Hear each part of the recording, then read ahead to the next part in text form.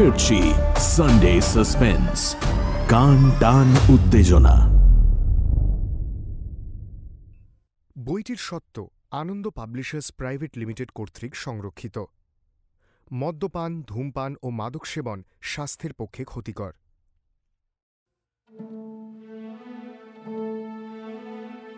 বাংলা সাহিত্যের রোমাঞ্চকর কিছু গল্প দিয়ে সাজানো আমাদের এই বিশেষ নিবেদন সানডে সাসপেন্স।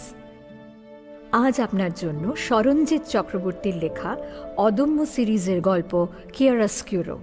সরঞ্জিৎ চক্রবর্তীর জন্ম 19 জুন 1976 বাটানগর, কলকাতায়। তার প্রথম ছোট গল্প 1920 প্রথম সংখ্যায় প্রকাশিত হয় এবং প্রথম ধারাবাহিক দেশ পত্রিকায়।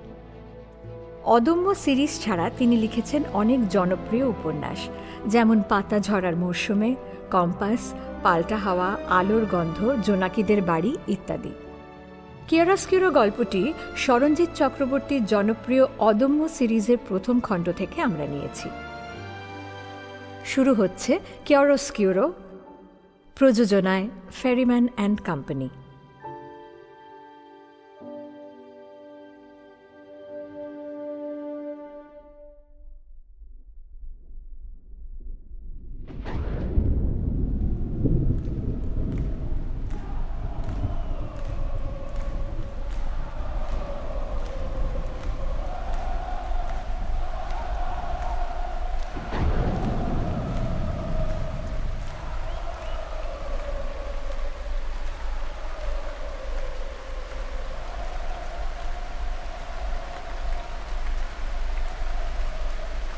Walk on through the rain. Though your dreams be tossed and blown, walk on with hope in your heart, and you will never walk alone. You will never walk alone.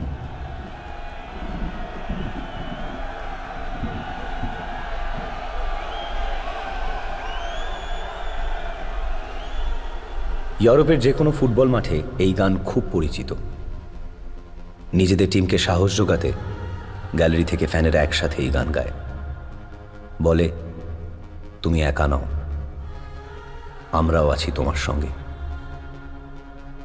মৃত্যুশয্যায় শুয়ে বাবাও আমাকে এই একই কথা বলেছিলেন তুই একা হবি না কোনোদিন, জানবি আমি আছি তোর সঙ্গে। এখন ফাদার ফ্রান্সিসও এমন বলেন। মা মারা যান আমার জন্মের সময়, আর আমার বয়স যখন 12 তখন বাবার মৃত্যু হয়। সেই থেকে আমায় আশ্রয় দিয়েছিলেন ফাদার ফ্রান্সিস। তারপর বড় হয়ে যখন আমি পাহাড় ছেড়ে নেমে এলাম সমতলে, তার আগে তিনি ছোট্ট একটা ছবি দিয়েছিলেন আমায়। বলেছিলেন, এটা রাখো, তোমার বাবার তোলা ছবি। তোমার বয়স তখন 5। এটা সব সময় সঙ্গে রাখবে, জানবে তুমি একা নও, তোমার বাবা আছেন তোমার সঙ্গে।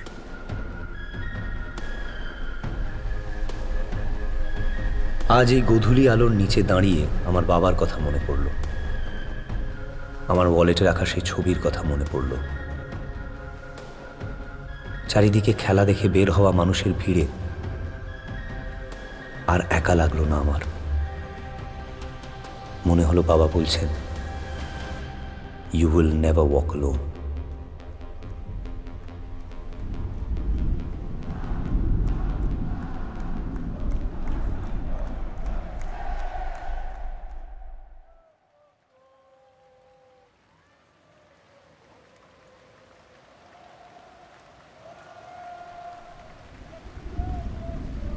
অ্যামস্টারডাম অ্যারিনার মতো দুর্দান্ত মাঠ ইউরোপে কমই আছে।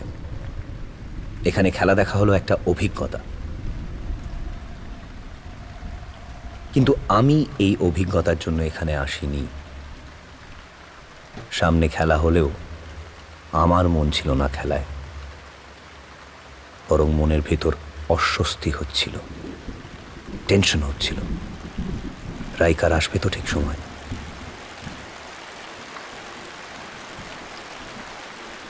আমার হাতে নষ্ট করার মতো সময় নেই আর। আরিনা বোলেভার্ড থেকে জাউদেন ব্রিস্ট্রাট যেতে সাইকেলে 20-25 মিনিট মতো লাগে, তবে আজ 18 মিনিটে পৌঁছে গেলাম। রাইকারের সঙ্গে খোলা জায়গায় বেশিক্ষণ থাকবো না, কেউ আমাদের দেখে ফেলুক আমি চাই না। রাইকারের কথা একটু বলি। রাইকার একজন ফর্জার, পুরনো মাস্টার পেইন্টারদের ছবি নকল করতে তার জুড়ি মেলা ভার। তবে মাস্টার পেইন্টারদের মধ্যে ওর স্পেশালিটি হলো মোনে আর রেমব্রান্ট। ওর নকল করা রেমব্রান্টের ছবি দেখে কারো পক্ষে বলা সম্ভব না সেটা নকল না আসল। রাইকার বলে যে জাল ছবি আঁকা হলো উন্নত মানের শিল্প, এ কাজ সকলের পক্ষে সম্ভব নয়। এই যে কাজটা ওকে দেওয়া হয়েছে সেটার কথাই ধরা যাক। সম্প্রতি গোয়ায় খুঁজে পাওয়া রেমব্রান্টের আঁকা তার পুত্র টাইটাসের 77.63 সেন্টিমিটারের ছবিটা নকল করতে রাইকারের প্রায় 1 মাস সময় লেগেছে, শুধু ছবির সরঞ্জাম জোগাড় করতে। রাইকারের সঙ্গে ফোনে কথা বলার সময়ই জানতে পারলাম একটা ক্যানভাস জোগাড় করার জন্য ওকে খুব ঘুরতে হয়েছে। রেমব্রান্টের সময় ব্যবহৃত রঙও জোগাড় করতে হয়েছে ওকে, জোগাড় করতে হয়েছে সেই সময়ের ব্রাশ আর ভার্নিশও। তারপরেও অশান্তি যায়নি। প্রকৃত ছবিটাকে রেমব্রান্ট যে পদ্ধতিতে এঁকেছিলেন সেভাবেই আঁকতে হয়েছে। তারপর সেই সময় রেমব্রান্ট কী ধরনের সই করতেন তাও ছবিতে রাখতে হয়েছে। এত করেও কিন্তু আমি জানি ল্যাব অ্যানালিসিস আর এক্স রে করলে ছবিটা যে নকল তা ধরা পড়বে। অবশ্য নকলটা যাতে ধরা পড়ে সেভাবেই ছবি তৈরি করতে বলা হয়েছে আমাকে। দূর থেকে রাইকারের ডিমের মতো মাথাটাকে দেখতে পেলাম। রাস্তার উপর চেয়ার পাতা একটা রেস্তোরাঁয় বসে রয়েছে।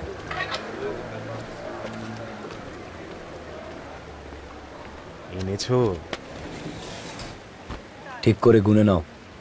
ধুর বোকা, তুমি বললেই হবে। 1 মিনিট, এই নাও, মাস্টারপিস অফ রেমব্রান্ট। আরে নাও নাও, আরে দেখো ঠিক হয়েছে কিনা। না হলে তুমি আমার হাত থেকে রেহাই পাবে বলে মনে হয়?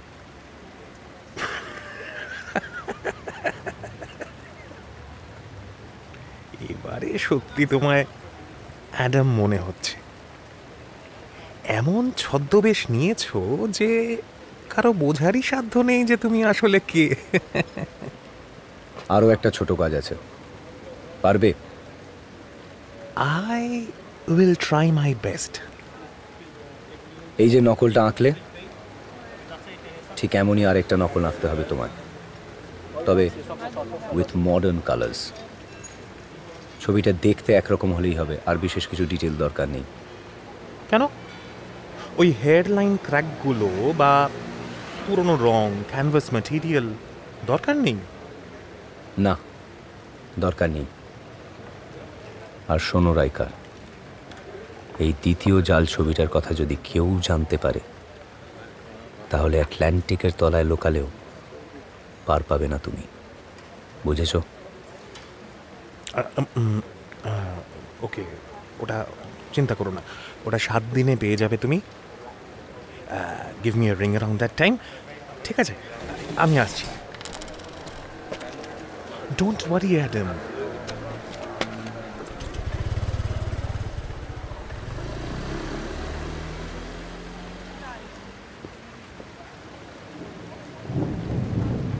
আমি আবার সাইকেলে উঠলাম। রাতের অ্যামস্টারডাম আলোর গয়নায় সেজে উঠেছে। জাউদেন ব্রিস্টারে ঠান্ডা হাওয়া দিচ্ছে একটা। দূরে রেমব্রান্ট মিউজিয়াম হাউস দেখা যাচ্ছে, দেখা যাচ্ছে তার পাশের রেমব্রান্ট কর্নার। বাড়ির একপাশে বিশাল বড় সাইনবোর্ডে রেমব্রান্টের ছবি লাগানো। ছবির তলায় লেখা সেলিব্রেটিং 400 years of রেমব্রান্ট। 1606 সালে জন্মানো পৃথিবী বিখ্যাত এই ডাচ আর্টিস্ট এই বাড়িতে কাটিয়েছিলেন তার জীবনের কিছু সেরা সময়। সেই বাড়ির সামনে তারই আঁকা ছবির নকল হাত বদল হলো আজ। সামনে অনেক কাজ পড়ে আছে। আমার পিঠে ঝোলানো ছবিটা বদলে দেবে অনেকের ভাগ্য, আমারও কি? আচ্ছা, ভাগ্য বলে কি সত্যি কিছু হয়? ছায়ার মতন মানুষ আমি, কেউ আমার সঠিক নাম জানে না। অন্ধকার জগতে রোজ নতুন করে ভাগ্য তৈরি করতে হয় আমায়। রাইকার আমায় অ্যাডাম বলে জানে, কেউ আমায় জানে অদম্য সেন বলে, আবার কেউ জানে সেন্ট অ্যান্টনি ব্রিস্টাটের রাস্তা ধরে এগোতে থাকলাম। আমার এই নতুন কাজের ফলে যে আমার ক্ষতিও হয়ে যেতে পারে তা আমি জানি, তাই সতর্ক হতে হবে আমায়। কোনো চক্রব্যূহ তৈরির আগে তা কেটে বেরোবার পথও জানতে হবে আমায়। আর ওই দ্বিতীয় নকল ছবিটাই হবে আমার চাবিকাঠি। সামনের কঠিন দিনগুলোর আগে আমার এখন বিশ্রামের প্রয়োজন। প্রয়োজন ঠান্ডা মাথায় গোটা ছকটা কষে ফেলা। এই কাজে একটু ভুল হওয়া মানেই মৃত্যু। তবু নিজের বাঁচার জন্য, আমার ফান্ডিংয়ে চলা 4টে অনাথ আশ্রমের বাচ্চাদের বাঁচার জন্য আমাকে মৃত্যুর মুখোমুখি দাঁড়াতেই হবে।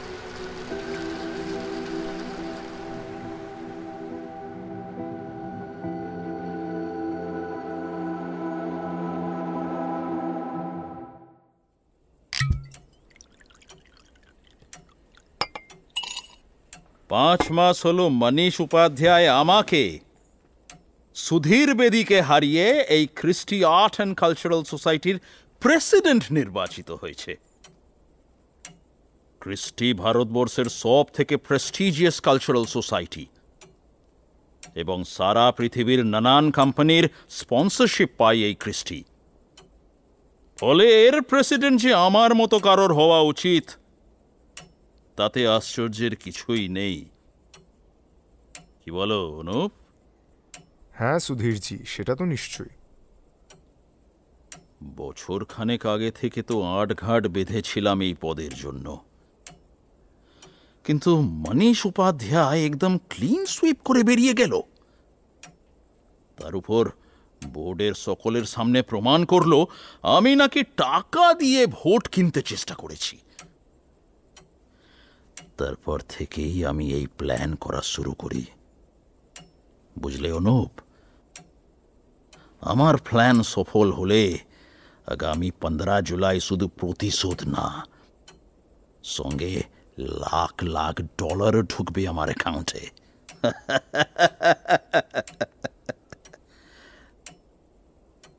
জানোই তো আমার 3টে পছন্দের জিনিস আছে, হুইস্কি, মানি আর পাওয়ার।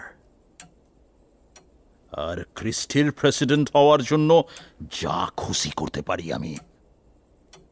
শুধু প্ল্যান মাফিক কাজটা যে করছে সে ঠিক মতো সব সেরে ফেললেই বাস। জানো, আমি নিজেও লোকটাকে দেখিনি, সে নাকি কখনো সামনে আসে না। I see. I need to call him once.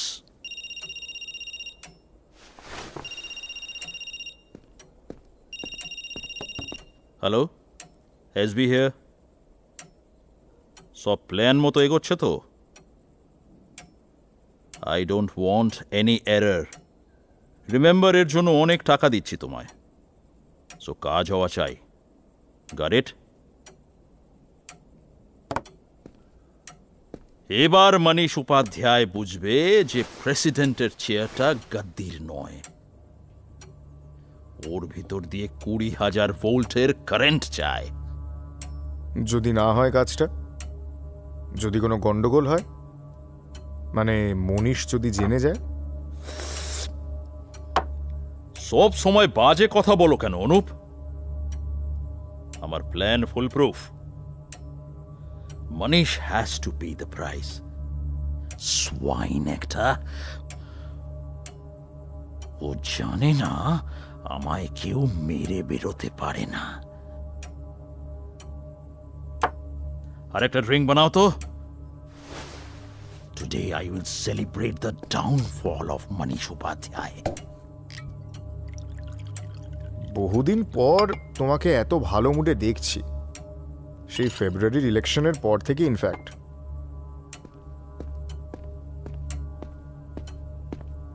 এ নাও ইয়োর ড্রিঙ্ক।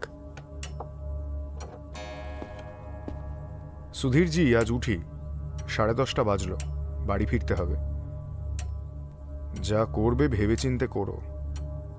তুমি যা প্ল্যান করেছো তা ভয়ঙ্কর। ধরা পড়লে। तुम चुप ही रहो तो अच्छा है। ভয় পেলে হবে? সেই জন্যই কোনোদিন কিছু হবে না তোমার। বাপ ঠাকুরদার পয়সায় বড় লোক হয়ে লেজ নাড়বে শুধু। নেগেটিভ কথা না বলে এখন যাও। Let me enjoy my drink. যাও।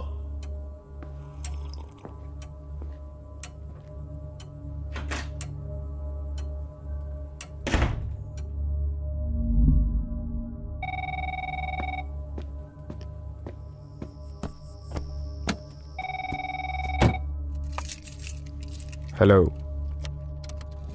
তৈরি থাকো। অনুপ আইয়ার কে সেটা সুধীর বেদীকে বোঝানোর সময় এসে গেছে।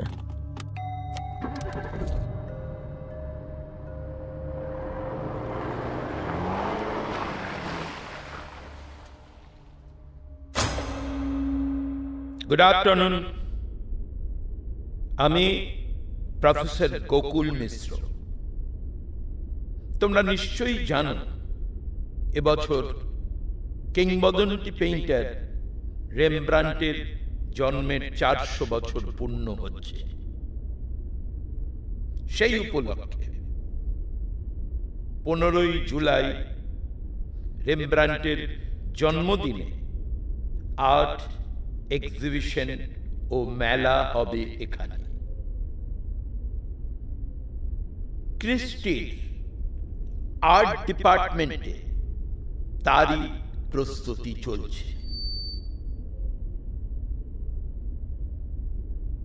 মানব সভ্যতার ইতিহাসে শিল্পের কথা উঠলে যে কজন শিল্পীর নাম আমাদের আলোচনা করতেই হবে, তাদের মধ্যে অন্যতম হলেন রেমব্রান্ট।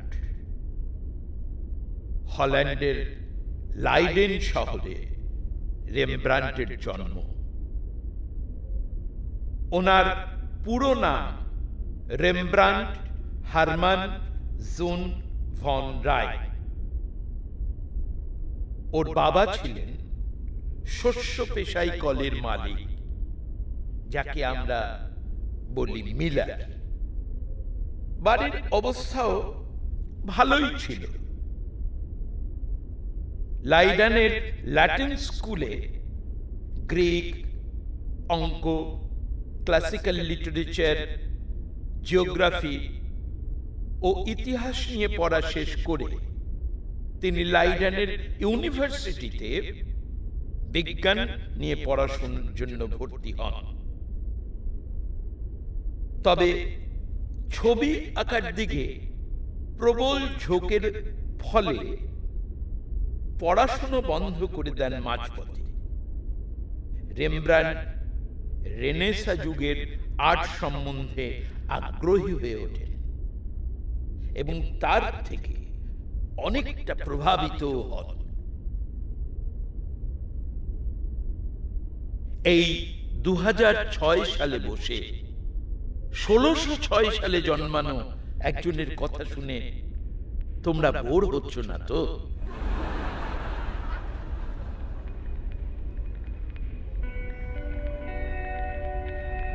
সারা ক্লাস একস্বরে জানালো যে তারা বোর হচ্ছে না। ভালো লাগলো। এই 13-14 বছরের ছেলেমেয়েদের দেখলে আবার এই বয়সে ফিরে যাবার লোভ হয়। সিমলার একটা স্কুল থেকে এরা Christie art and cultural society দেখতে এসেছে। প্রফেসর গোকুল মিশ্র খুবই ব্যস্ত আপকামিং এক্সিবিশনটার প্রস্তুতি নিয়ে।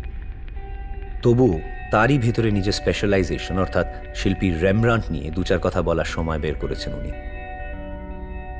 তারপর 1625 সালে রেমব্রান্ট লাইডেনে ফিরে নিজের স্টুডিও খুলে কাজ শুরু করেন।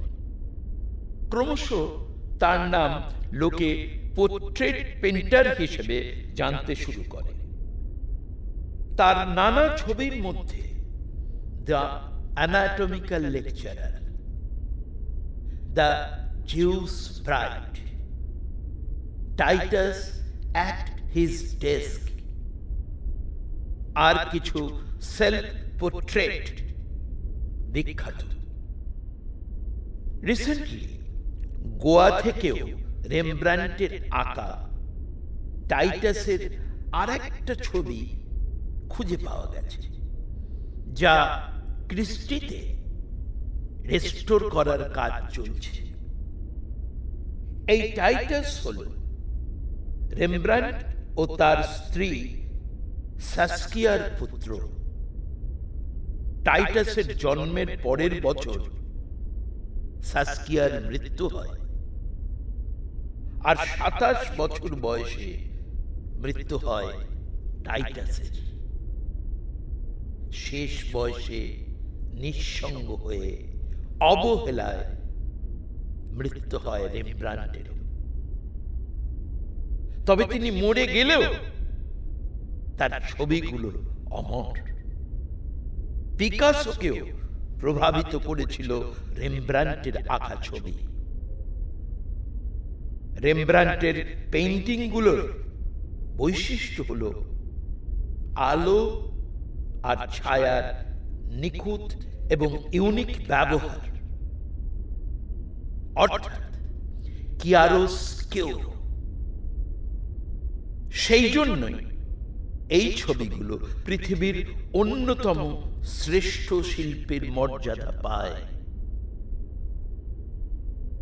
আমি খুব সংক্ষেপে রেমব্রান্ট সম্বন্ধে তোমাদের বললাম। এবার কিছু জানার থাকলে তোমরা আমায় প্রশ্ন করতে পারো।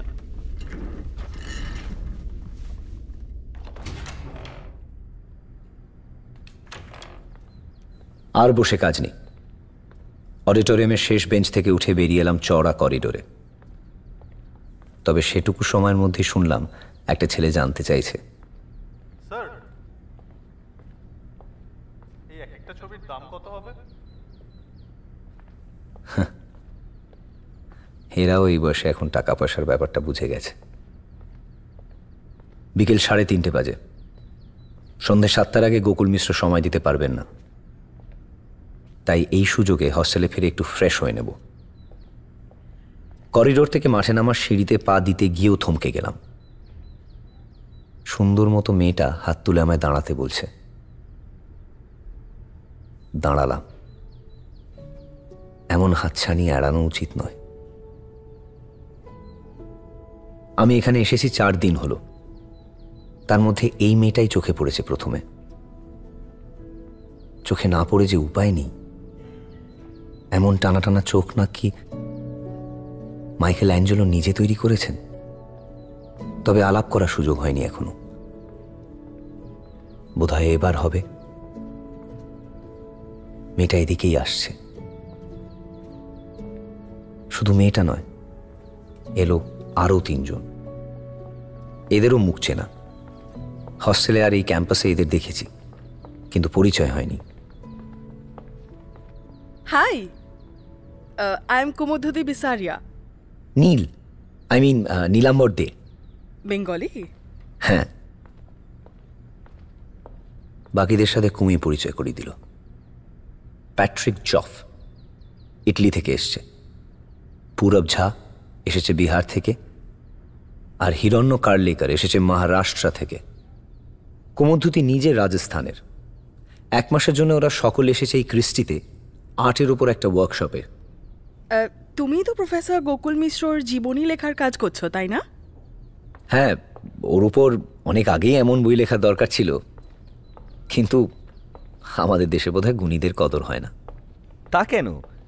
তুমি তো লিখছো। এত অল্প বয়সে হঠাৎ এমন জীবনী লেখার মতো বোরিং কাজ করছো? I'm just joking. তোমায় তো হস্টেলে দেখেছি আমি, তা কদিনের জন্য এসেছো? মানে বায়োগ্রাফি লেখার জন্য ইনফো পেতে আর কতদিন লাগবে বলে মনে হয়? প্রফেসর মিশ্র তো তেমনভাবে সময়ই দিতে পারছেন না। 15 জুলাই না গেলে কিছুই বলা যাবে না। এই যে মিস্টার, তুমি তোমার নাম আর ওয়্যার অ্যাবাউট সিকিউরিটি ডিপার্টমেন্টে লিখিয়েছো? মানে তুমি জানো না যে 15ই জুলাইয়ের মধ্যে কেউ যদি এখানে আসে তার ডিটেল আমাদের রাখতে বলা হয়েছে? যাও এখনই সাউথ গেটে আমাদের অফিসে গিয়ে নাম ধাম সব লিখে এসো। আর তোমরা পিকাসো, রোজেটিরা, নাম গোত্র সব লিখেছো তো? লিখেছি, তবে এর দরকারটা বুঝতে পারছি না। আমরা তো আর্টিস্ট ওয়ার্কশপে এসেছি, এমন প্রসিডিওর কেন? আর্টিস্ট? গত 4 মাসে সিডনি, আমস্টারডাম, প্যারিস আর নিউ ইয়র্ক থেকে রেনোয়া, মোনে, গগ্যাঁ আর ক্লিম্ট চুরি গেছে। এখানেও রেমব্রান্টের অপ্রকাশিত ছবি রয়েছে। আর চোরেরা যে ছোঁক ছোঁক করছে, তাই সব নাম ধাম দরকার, বুঝেছো? আর তাছাড়া এই করিডোরটা তো কফি শপ নয় যে আড্ডা দেবে। যাও তোমরা এখন, ডিসপার্স। এভাবে কথা বলছেন কেন ভদ্রলোক? কি নামের ভদ্রলোক? হিজ নেম ইজ তমনাশ রায়, এখানকার সিকিউরিটি চিফ। অসভ্য ইতর একটা, এমন করে কথা বলছে যেন আমরা সব চোর। মুডটাই অফ করে দিল। তোমরা হস্টেলে গেলে আমি তোমাদের লিফট দিয়ে দিতে পারি। নো থ্যাঙ্কস, আমাদের একটা সেশন আছে, সেখানেই যাচ্ছিলাম। তুমি গোকুল মিশ্র জীবনী লিখছো শুনলাম বলে আলাপ করতে এলাম। আচ্ছা আসি, কেমন? ওকে, দেখা হবে। হ্যালো হিরণ্য, তোমার সাথে বোধহয় আগে দেখা হয়নি। নামটা কিন্তু লিখিয়ে দিও সিকিউরিটি রেজিস্টারে। রেমব্রান্টের ছবিটা ডিসপ্লে করা হবে 15 জুলাই। তার আগে সকলকে সজাগ থাকতে হবে। প্রায় $50 মিলিয়ন দাম ছবিটার। তমনাশ রয়ের কথা যদি সত্যি হয়, তাহলে কিন্তু এই হিমাচলের উপত্যকাতেও মধুর লোভে মৌমাছি এসে জুটবে। সতর্কতা সবচেয়ে বেশি জরুরি। হয়তো ছবি চোর ইতিমধ্যেই এসে উপস্থিত হয়েছে এখানে।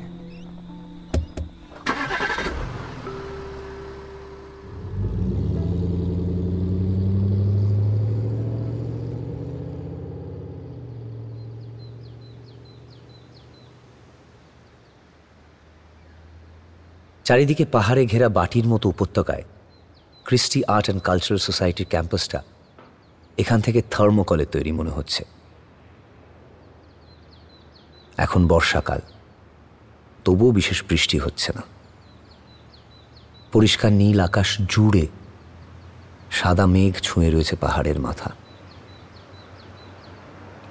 এমন সুন্দর জায়গায় দাঁড়িয়ে আমার হঠাৎ ফাদার ফ্রান্সিসের কথা মনে পড়ল। বহুদিন দেখা হয়নি ফাদারের সঙ্গে। আমি কেবল সময় সময় ওর অ্যাকাউন্টে কিছু টাকা জমা দিই। উনি বারণ করেন, তবে ওনার আশ্রম এবং আরও অন্য অনাথ আশ্রমকেও টাকা দিই আমি। সেখানকার শিশুদের সুস্থভাবে বাঁচার জন্য চাই টাকা, অনেক টাকা। আর এই টাকা ওই দূরে থার্মোকলের মতো দেখতে বাড়িটার মধ্যে থাকা একটা ছবি আমায় দেবে। রাইকারের এঁকে দেওয়া 2টো ছবি সযত্নে রেখে দিয়েছি আমি। আর সময় হলেই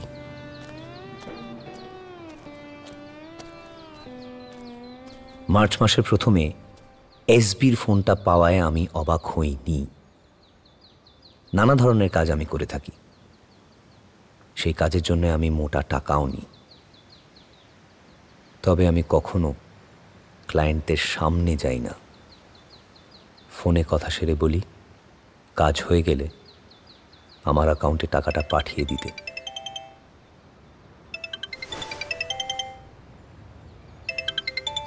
নমস্কার, আমার একটা জরুরি কাজ করে দিতে হবে আপনাকে। ক্রিস্টি আর্ট অ্যান্ড কালচারাল সোসাইটিতে 15 জুলাই রেমব্রান্টের একটা অপ্রকাশিত ছবি ডিসপ্লে করা হবে। তার আগে সেটা রেস্টোরেশনের কাজ ওখানেই চলবে। রেস্টোরেশন শেষ হবে 9th জুলাই, আর ডিসপ্লে ইজ অন 15 জুলাই। ঠিক এর মাঝের দিনগুলোর মধ্যে ওই ছবিটা আপনাকে লুকিয়ে বের করে আনতে হবে, আর তার পরিবর্তে প্লান্ট করতে হবে একটা হুবহু নকল ছবি। আর একটা কথা, নকল ছবিটা এমন ভাবে তৈরি করাবেন যাতে একমাত্র খুঁটিয়ে ল্যাব টেস্ট করলে তবেই বোঝা যায় যে সেটা নকল। পারবেন? না পারার মতন কিছু নেই। Impossible is nothing. আমি আপনাকে ছবিটার বড় দুটো ফটোগ্রাফিক প্রিন্ট পাঠাবো, সেটা দেখে আঁকা যাবে নিশ্চয়ই? নিশ্চয়ই, কিন্তু এর জন্য আমি $৭৫,০০০ নেব। ডান। তবে পুরোটাই কাজের পরে দেব, আগে নয়। আপনাকে বিশ্বাস করতে পারি তো? আপনি বিশ্বাস না ভাঙলে আমিও ভাঙব না।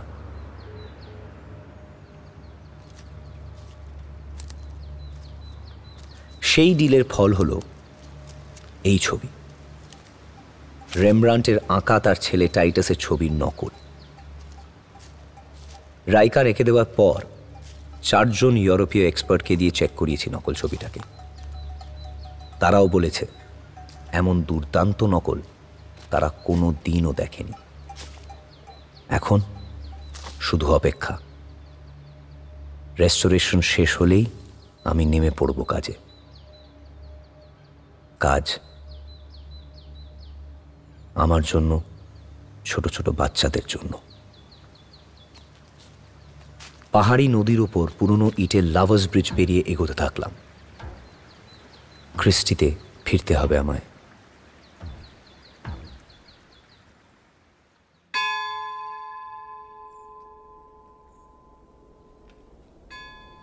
এই যে ক্রিস্টিতে রেমব্রান্টের অপ্রকাশিত ছবি এক্সিবিট করার প্ল্যানিং করেছেন, তার জন্য উপযুক্ত সিকিউরিটির ব্যবস্থা করেছেন তো এখানে, মনীষজি?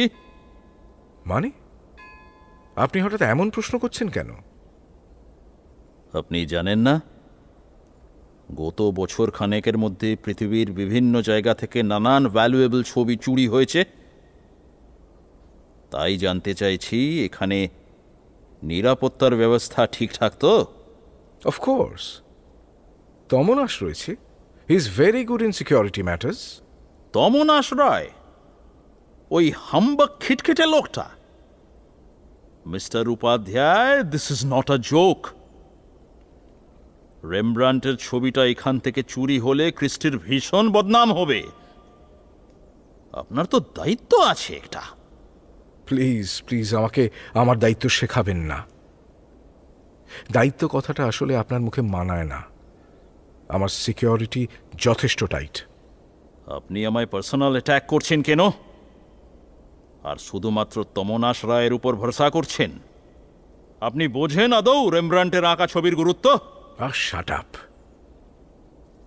রেমব্রান্টের ছবি গ্র্যান্ড গ্যালারির 6 তলায় রাখা, বাইরে থেকে হেভিলি গার্ডেড। ওর একদিকের কাঁচের দেয়ালটা লেজার রে দিয়ে স্ক্রিন করা। তাছাড়া একজন এজেন্ট ইন্টারপোল থেকেও এখানে আছে, অবভিয়াসলি ইন ডিসগাইজ। ইন্টারপোল? হঠাৎ? ইয়েস, প্যাট্রিক জফ ওয়ার্কশপ অ্যাটেন্ড করতে এসেছে। বোঝাই গেছে অপ্রকাশিত এই রেমব্রান্ট মানুষের কৌতূহল বাড়াচ্ছে।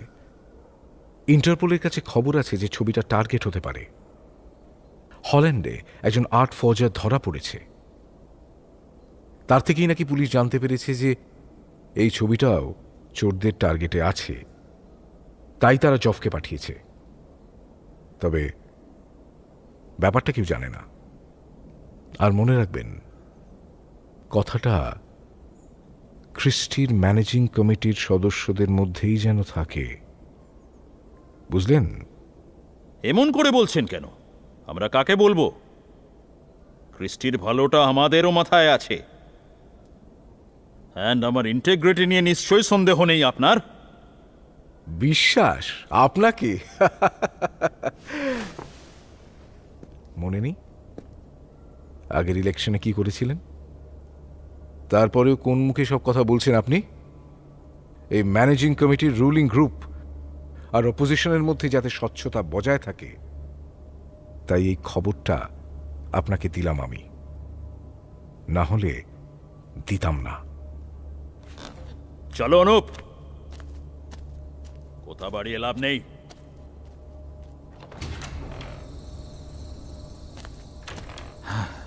সুধীর জি, কাম ডাউন প্লিজ, কাম ডাউন। এই ইন্টারপোলের লোকটা জফ ফালতু ঝামেলা। যদিও ওকে সরানোর লোক আমার আছে, সিজার মাই ব্যাকআপ প্ল্যান, তবে ওকে প্রাণে মারা যাবে না,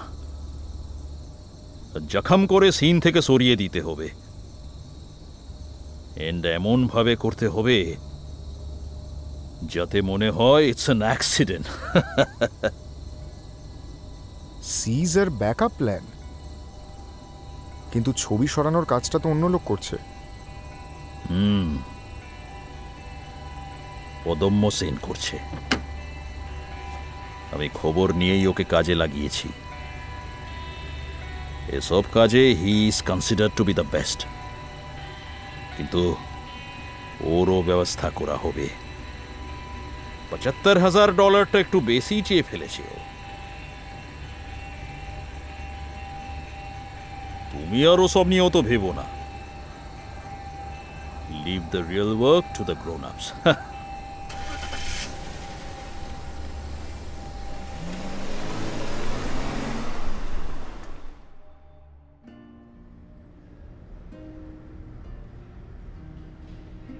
কিয়ারোস্কিউরো। প্যাট্রিক হয়তো ভালো বলতে পারবে এর মানে। ওর দেশের কথা থেকেই তো এই শব্দটা এসেছে। ঠিক, চিয়ারোস্কিউরো শব্দটি ইটালিয়ান। এর মানে ক্লিয়ার ডার্ক, আলো ছায়াও বলা যেতে পারে। রেমব্রান্টের ছবিতে এর গুরুত্ব অপরিসীম। আলোকে ছবির চরিত্র করে তোলাটা রেমব্রান্টেরই ফটে বলা যেতে পারে। কি অসাধারণ তার আলো ছায়ার কেরামতি! বারবার মনে হয় যেন আমাদের জীবনেরই রিফ্লেকশন। এই ছবিটাতেও সেই আলো ছায়ার খেলা রয়েছে। কি বলছো পূরব, তোমরা দেখেছো? হ্যাঁ, গোকুল স্যারের সঙ্গে আমাদের দরকার ছিল বলে ল্যাবে গেছিলাম। জানোই তো, ওখানে ছবিটার ওপর থেকে বহুকালের জমা ধুলো সরিয়ে তাকে রিস্টোর করা হচ্ছে। সেখানেই ছবিটা দেখলাম আমরা। তবে স্যার বেশিক্ষণ থাকতে দেননি। Lucky people. আমি এখনো দেখতে পাইনি ছবিটা। প্রফেসর মিশ্রকে যখন ইন্টারভিউ করার সময় পাই, তখন উনি হয় ওনার চেম্বারে থাকেন, নয় লাইব্রেরিতে। তবে রিকোয়েস্ট করেছিলাম ছবিটা দেখার, উনি বলেন সময় মতো দেখার সুযোগ পাবে। তোমরা সত্যিই লাকি। উনি যে সাবধান হবেন সেটাই তো স্বাভাবিক। রেমব্রান্টের যে কোনো ছবিরই দাম আকাশ ছোঁয়া, এটারও নিশ্চয়ই অনেক দাম হবে। তবে দাম দিয়ে কি সবকিছুর মূল্যায়ন হয়? ইউর রাইট হিরণ্য, হয় না তো। কিন্তু সেটা কজন বোঝে বলো? তবে এই ছবিটা কিন্তু দারুণ। ছেলে টাইটাসের একটা ছবি, Titus at the desk, Rotterdam মিউজিয়ামে আছে। ১৬৫৫ সালে আঁকা। এখানের এই ছবিটা কিন্তু তারও কয়েক বছর পরের, বোধহয় ১৬৫৮ সালের। টাইটাস এখানে উদাস হয়ে জানলার বাইরে তাকিয়ে আছে। জানলা দিয়ে নিসর্গও দেখা যাচ্ছে। এমন একটা ছবি যে কিভাবে গোয়া থেকে পাওয়া গেছিল কে জানে। এসব ছবি দেখলে আমার সারা শরীরে কাঁটা দিয়ে ওঠে। সে তুমি সজারু হতেই পারো পূরব ঝা, কিন্তু আর একদম এখানে বসে থাকা যাবে না। রেমব্রান্ট নিয়ে অনেক বাতেলা হয়েছে, এবার যাও হোস্টেলে যাও। কেন যাব? আমি বলছি তাই, ওঠো তোমরা। ঠিক আছে, আমরা যাচ্ছি। শোনো, ফার্দার এখানে কেউ ঘোরাঘুরি করবে না এই সময়। ছাড় তো, লেটস গো ব্যাক। লোকটা ভীষণ রুড, সুযোগ পেলে এমন দেব না, বুঝবে তখন। এই ক্রিস্টির ক্যাম্পাস কি ওর বাপের? আমরা এখানে ওয়ার্কশপ অ্যাটেন্ড করতে এসেছি, আর একটা বেসিক বয়সও তো হয়েছে আমাদের। ও কেন এরকম ব্যবহার করবে? আই উইল কমপ্লেন এগেইনস্ট হিম। ছাড় না, ওকে নিয়ে ভেবে কাজ নেই। এই রে, আমি মোবাইলটা বোধহয় ক্যান্টিনে ফেলে এসেছি। ক্যান্টিনে? হ্যাঁ, তোমরা এগো, আমি আসছি।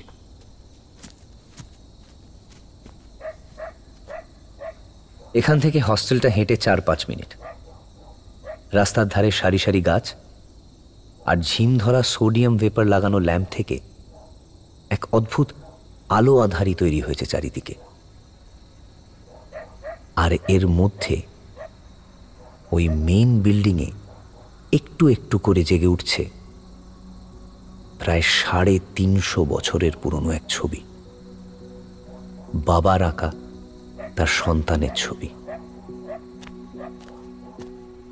চারিদিকটা হঠাৎ একটু বেশি নিস্তব্ধ মনে হলো। পিছন ফিরে দেখলাম হিরণ্য প্যাট্রিকের চলে যাওয়ার পথের দিকে ভুরু কুঁচকে তাকিয়ে।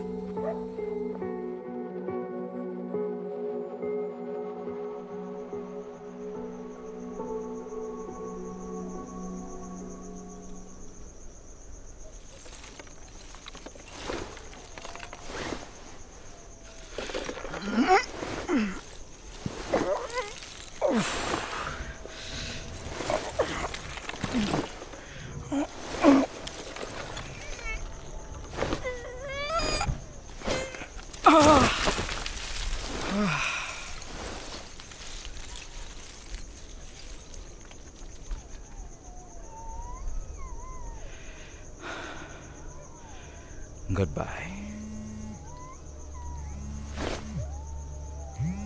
কি সিজার, কাজটা হলো? Done and dusted. Syringe push করে ওকে পাহাড়ে টেনে তুললাম। অজ্ঞান তো হয়েছিল, তারপর 1% ডাউন ইভেন্ট। Well done.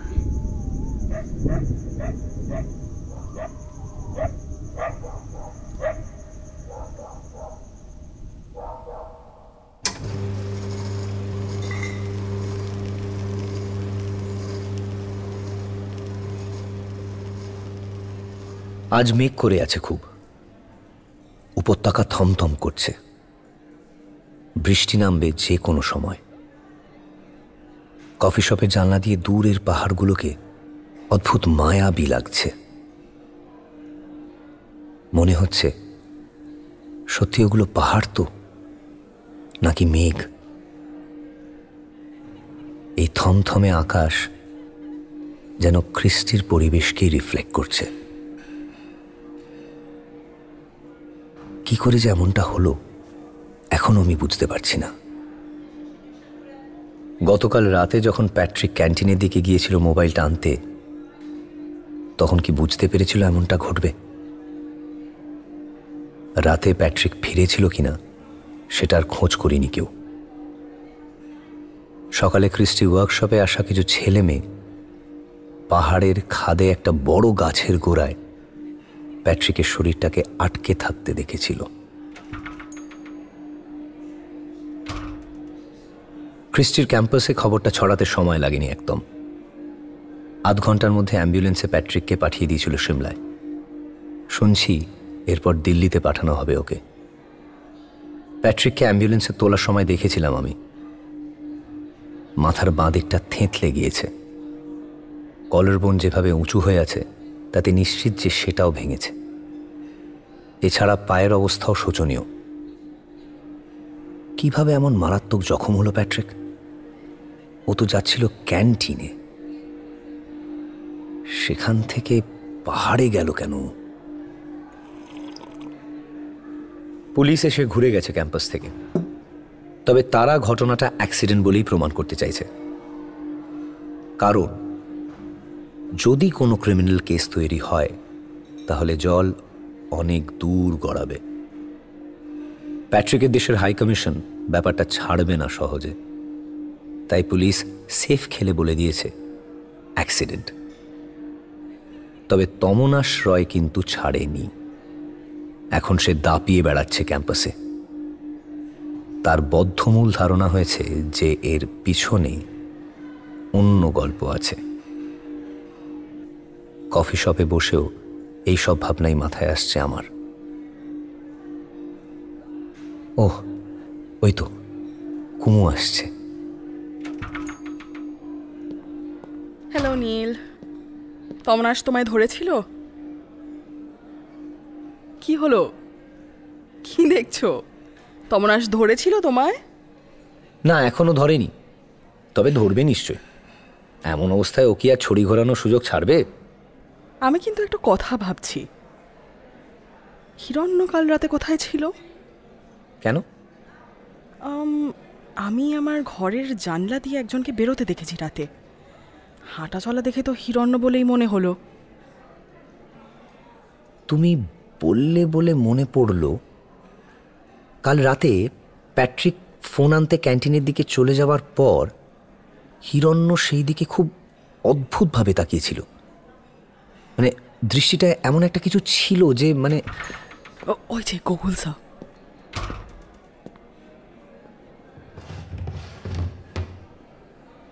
একটা মজার কথা শুনবে? কি? গোকুল স্যার নাকি ভীষণ কিপটে। ওনার নাকি একটাই স্যুট, একজোড়া লেদার শু আর একটাই চশমা আছে। দেখো না রোজ কেমন ওই খয়েরি স্যুটটাই পরেন। সত্যি বলছি, এত বড় মানুষ, এত টাকা রোজগার করেন, কিন্তু কিপটে। মজার কথা না? কে বলে এসব তোমাদের? আর এই ব্যাপারটা সকলেই জানে। তোমার লেখায় কথাটা কাজে লাগতে পারে বলে ইনফরমেশনটা দিলাম। তো এখানে বসে গপ্প হচ্ছে? আবার এসে গেছে। কি বলতে চাইছেন কি Tamonash sir? You people are so irresponsible. কখন থেকে তোমাদের খুঁজছি জানো? কেন খুঁজছেন? কাল রাতে তোমরা কোথায় ছিলে? কেন? তোমরা কোথায় ছিলে বলো? প্যাট্রিক যখন তোমাদের ছেড়ে ক্যান্টিনের দিকে গেল তখন তোমরা কোথায় ছিলে? কেন বলবো? এসব জিজ্ঞেস করছেন কেন? প্যাট্রিকের এই অবস্থার পর তো মারা গেছে কি প্যাট্রিক? যায়নি তো। কারুর বিরুদ্ধে অভিযোগ করেছে? তাও করেনি। পুলিশ বলছে অ্যাক্সিডেন্ট।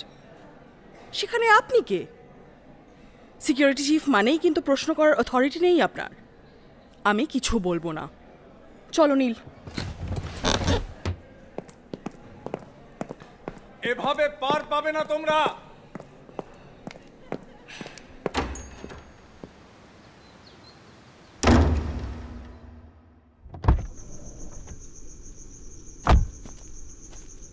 ফাইনালি রেমব্রান্টের আঁকা ছবির থেকে কয়েক শতাব্দীর ধুলো সরে গেছে।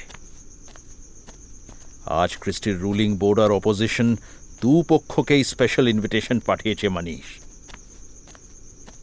সবাই থাকবে ওখানে। সিজার ওর কাজ করে দিয়েছে এর মধ্যেই। এবার অদম্য সেনের পালা।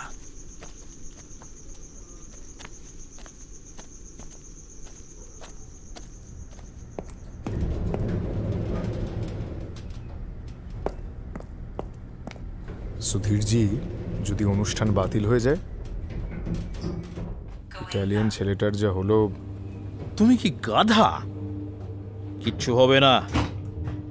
অ্যাক্সিডেন্টের সঙ্গে প্রোগ্রাম বাতিলের সম্পর্ক কি? না মানে ওটা অ্যাক্সিডেন্টই তো না তো কি? পুলিশ তো বলেইছে যে প্যাট্রিক জফ পাহাড় থেকে পা পিছলে পড়ে গেছিল। অত রাতে পাহাড়ে কি করছিল ছেলেটা?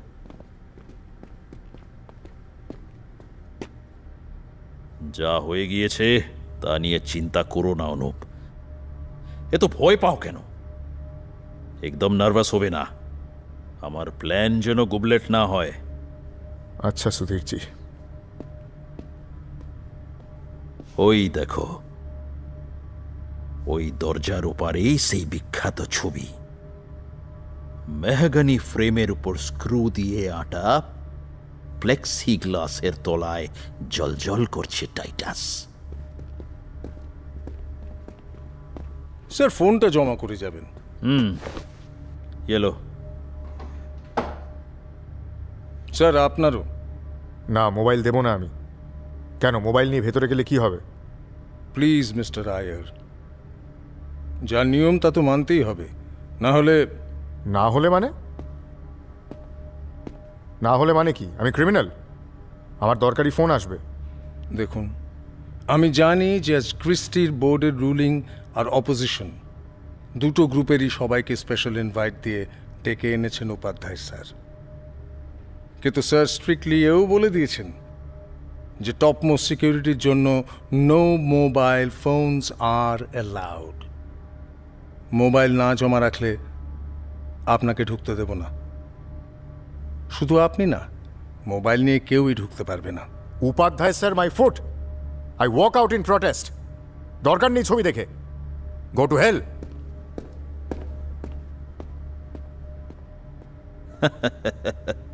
মন্দ হলো না।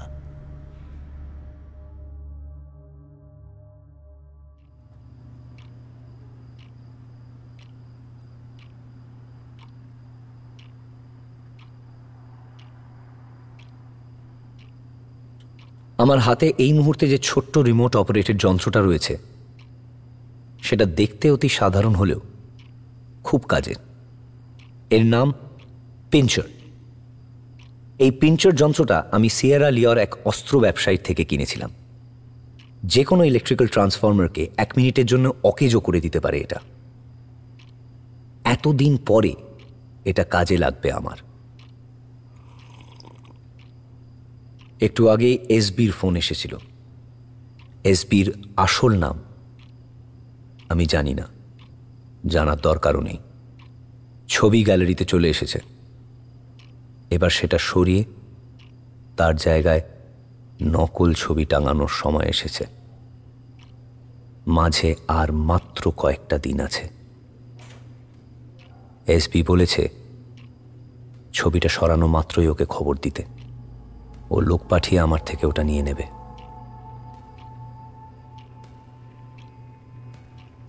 কিন্তু আমার সিক্সথ সেন্স বলছে এসবির মাথায় অন্য কিছু চলছে। মনে হচ্ছে আমায় সাবধান থাকতে হবে।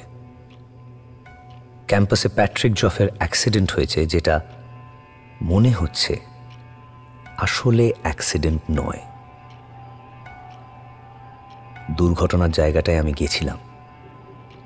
যে জুতোর ছাপ ওখানে ছিল সেটা প্যাট্রিকের জুতোর নয়। ওকে যখন হসপিটালে নিয়ে যাচ্ছিল ওর জুতোটা দেখেছিলাম আমি। আমার সিক্সথ সেন্স ক্রমাগত ইঙ্গিত পাঠাচ্ছে আমায়। এসবির গলা সন্দেহজনক লাগছে।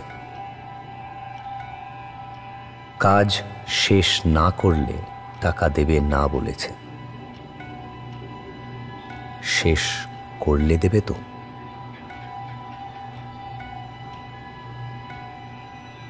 মন ঘোরাতে পিঞ্চারটাকে দেখলাম। এটাকে এক ফাঁকে গিয়ে ক্যাম্পাসের ট্রান্সফর্মার রুমে ফিট করে আসতে হবে। গ্র্যান্ড গ্যালারিতে ঢোকার জায়গাগুলোতে লেজার লাগানো রয়েছে। 1 মিনিটের জন্য কারেন্ট বন্ধ না করতে পারলে কিছুতেই ওখানে ঢোকা সম্ভব না। কাজ শেষ করে বেরোবার সময় আরেকবার কারেন্ট বন্ধ করাতে হবে।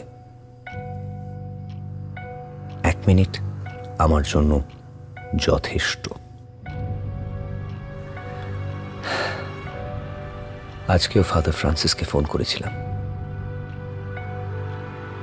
একলা ঘরে বসে বারবার ফাদারের কথাগুলোই এখন মনে আসছে।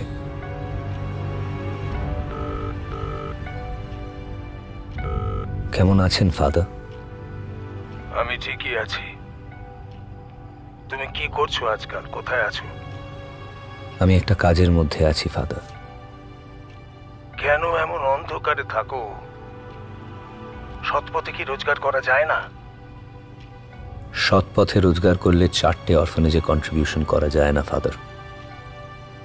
কিন্তু বাজে কাজ করে কতদিন চলবে? যতদিনই চলুক। কিছু বাচ্চা তো বাঁচছে এই টাকায়। তাছাড়া অসৎ কাজ হলেও এই কাজে মনের জোর লাগে। না, সৎ হওয়ার জন্য মনের জোর দরকার হয় বেশি, বুঝলে? তোমার বাবা এসব দেখলে কষ্ট পেতেন।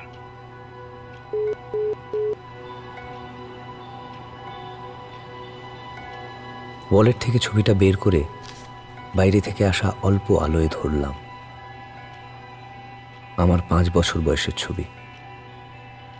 ছবিতে আমি জানলা দিয়ে তাকিয়ে রয়েছি আনমনে। আচ্ছা, বাবা কখন তুলেছিল এই ছবিটা? ছবিতে বাবা নেই, কিন্তু কি জীবন্ত তার প্রেজেন্স। বাবা কি আমায় এরকম কাজ করতে দেখলে কষ্ট পেত? না, মনকে দুর্বল হতে দেওয়া যাবে না। কাল পরশুর মধ্যেই কাজ ছাড়তে হবে আমায়। 13 জুলাইয়ের মধ্যে এই উপত্যকা ছেড়ে বেরিয়ে যেতে হবে।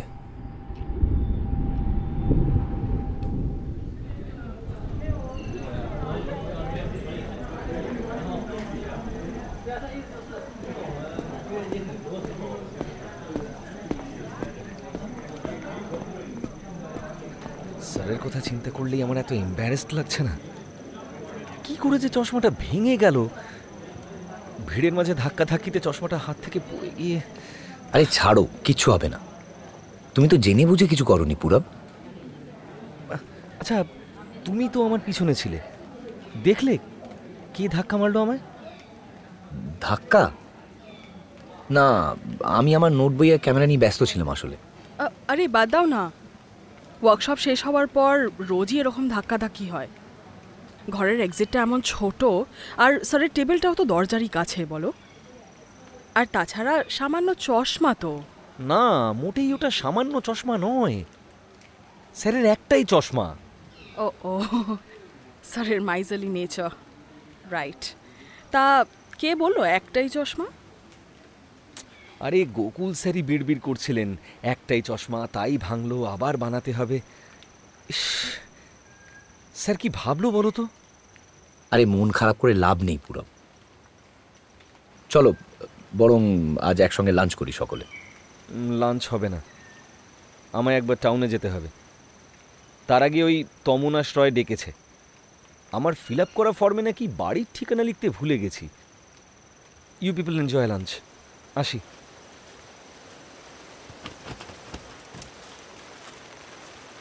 এই তমুনাশ লোকটাকে দেখলেই না মেজাজ খারাপ হয়ে যায়। জাস্ট আ নিউসেন্স। আরে আমরা অন্য জায়গা থেকে ইনভিটেশন পেয়ে এসেছি এখানে। We are not criminals. এটা এমন করছে, রাতে কোথায় ছিলে, প্যাট্রিক তোমায় শেষ কি বলেছিল, এই ফর্ম ভরো, ওখানে যেও না। বুলশিট। আরে শুধু তোমাদের সঙ্গেই নয়, আমায় বলে কি এমন সাংবাদিকতা করো যে গাড়ি নিয়ে ঘুরে বেড়াও, যেন ওর বাবার টাকায় তেল কিনে। সেদিন ক্রিস্টিন ম্যানেজমেন্টের একজনের সঙ্গেও তো ওই ভাদাহাতের উপক্রম হয়েছিল ওর। হোয়াট? এটা আবার কবে হলো? আরে ম্যানেজমেন্টের কয়েকজনকে রেমব্রান্টের আঁকা ছবিটা দেখানোর অনুষ্ঠান ছিল। ম্যানেজমেন্টের বাইরের লোক বলতেছিলেন এই গোকুল স্যার, আর বায়োগ্রাফার হিসেবে আমি। মোবাইল নিয়ে ঝামেলা লেগেছিল তমনাশ আর অনুপাইয়ারের। সে কি সিন! এই লোকটাকে ইমিডিয়েটলি স্যাক করা উচিত। ও হাই হিরণ্য। হাই কুমু। পুরব কোথায়? কেন? টাউনে যাবে বললো তো। টাউনে? আচ্ছা, ছেলেটাকে কেমন মনে হয় তোমার? কেন, কি আবার মনে হবে? তোমরা কি জানো প্যাট্রিক যে রাতে আহত হলো সেই রাতেও অনেকক্ষণ ঘরে ছিল না? তোমায় সেটা কে বলল? আমি জানি।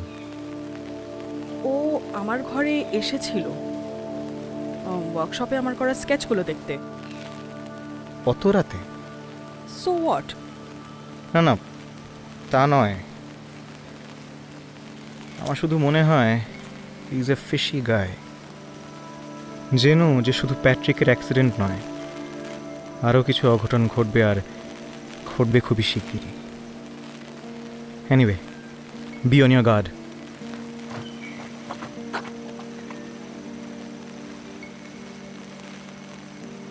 কি সব ঘটছে বলো তো? আরো কিছু কি ঘটতে চলেছে? আমার ভয় করছে নীল। চিন্তা করো না, ইট উইল বি ওকে।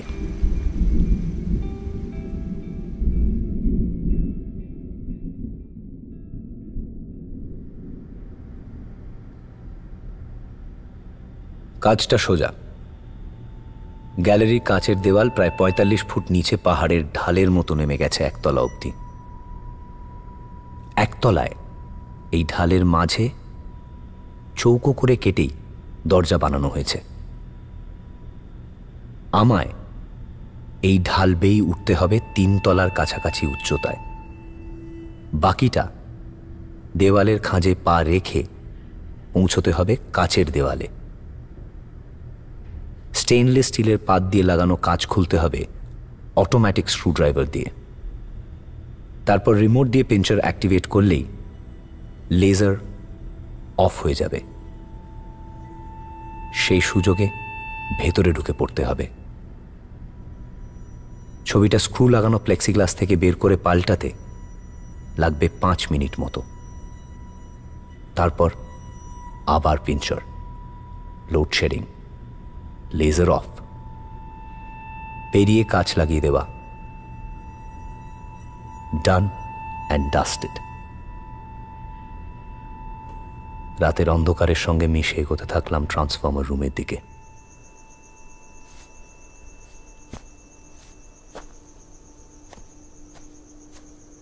পাহাড়ের একদম কোল ঘেঁষে এখানকার ইলেকট্রিক্যাল কন্ট্রোল জোন। ক্যাম্পাসটা এত বড় যে যেতে সময় লাগবে। এই সময় 2টো গার্ড থাকে ওখানে, তবে দুটোই কুড়ের হত্ত, ঘুমোয়। ট্রান্সফর্মারের নিচে ছোট পিঞ্চারটা লাগাতে সমস্যা হবে না।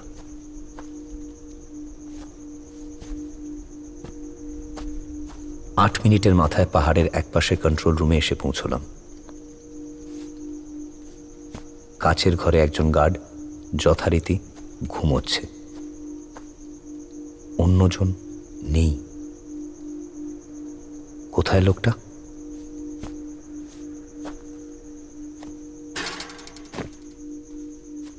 তারের গেট টপকে ভেতরে ঢুকলাম। হামাগুড়ি দিয়ে দ্রুত এগিয়ে গেলাম মিটার 50 দূরে ট্রান্সফর্মার রুমের দিকে।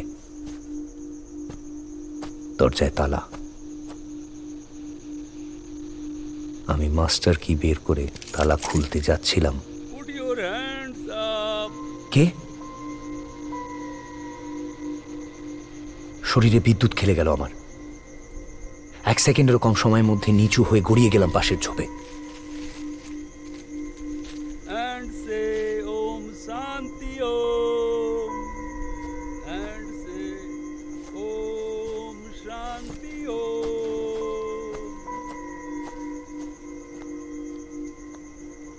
দ্বিতীয় গার্ড প্যান্টের বেল্ট বাঁধতে বাঁধতে জড়ানো গলায় থেমে থেমে গান গেয়ে ফিরছে। Close shave. গালি দিলাম নিজেকে। আমায় আরো সাবধান হতে হবে। যখন ইলেকট্রিক্যাল কন্ট্রোল জোন থেকে বেরোলাম তখন মেঘ আরো ঘনিয়ে এসেছে আকাশে। ক্যাম্পাসের ভিতর ছড়িয়ে ছিটিয়ে থাকা আলোয় মনে হচ্ছে এই বিশাল দৃশ্যপট যেন সেই মাস্টার শিল্পীরই আঁকা। আমি সেই কিয়ারোস্কিউরোকে ভেদ করে এগোতে থাকলাম। রেমব্রান্ডকে পাল্টাতে হবে রাইকার দিয়ে। Hands up. গলাটা শুনে থমকে গেলাম। গলাটা আমার চেনা। ধীরে ধীরে পিছনে ফিরলাম। আরে, একে তো আমি চিনি। হাত তুলে হিরণ্যর দিকে তাকিয়ে রইলাম। তবে একটা বাঁচুয়া মুখোশ থাকায় ও আমায় চিনতে পারছে না। কে তুমি?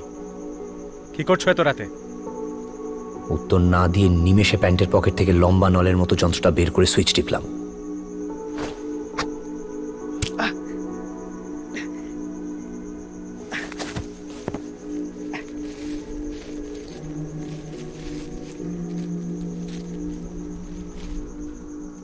Mechanical dirt. ট্রিগারে চাপ পড়া মাত্র একটা ইঞ্চি চারেকের ফোল্ডিং তীর গিয়ে লাগলো ওর শরীরের ন্যানো সেকেন্ডে। কাটা গাছের মতন পড়ে গেল অজ্ঞান। এগিয়ে গিয়ে তীরটা খুলে নিলাম ওর শরীর থেকে, তুলে নিলাম পিস্তলটা। একে কয়েকদিনের জন্য অকেজো করে দেওয়া দরকার।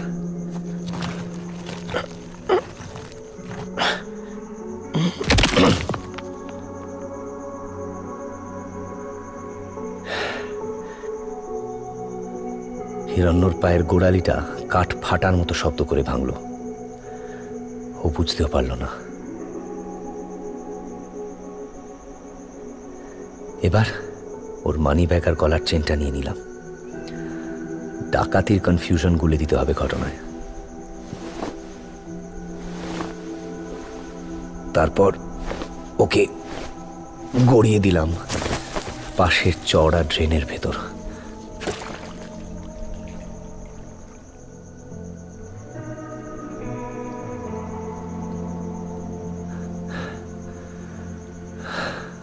দেরি হলো কিছুক্ষণ, কিন্তু তাও রাত বাকি আছে অনেকটাই। কাজ পড়ে রয়েছে। একজন পুত্র জানলা দিয়ে তাকিয়ে রয়েছে বাইরের দিকে। বাইরে নিসর্গ, বাইরে মুক্তি। বুকের কাছে হাত দিলাম। বাবা আছে আমার সঙ্গে। এতদিন ছিল, বাকিটুকু থাকবে।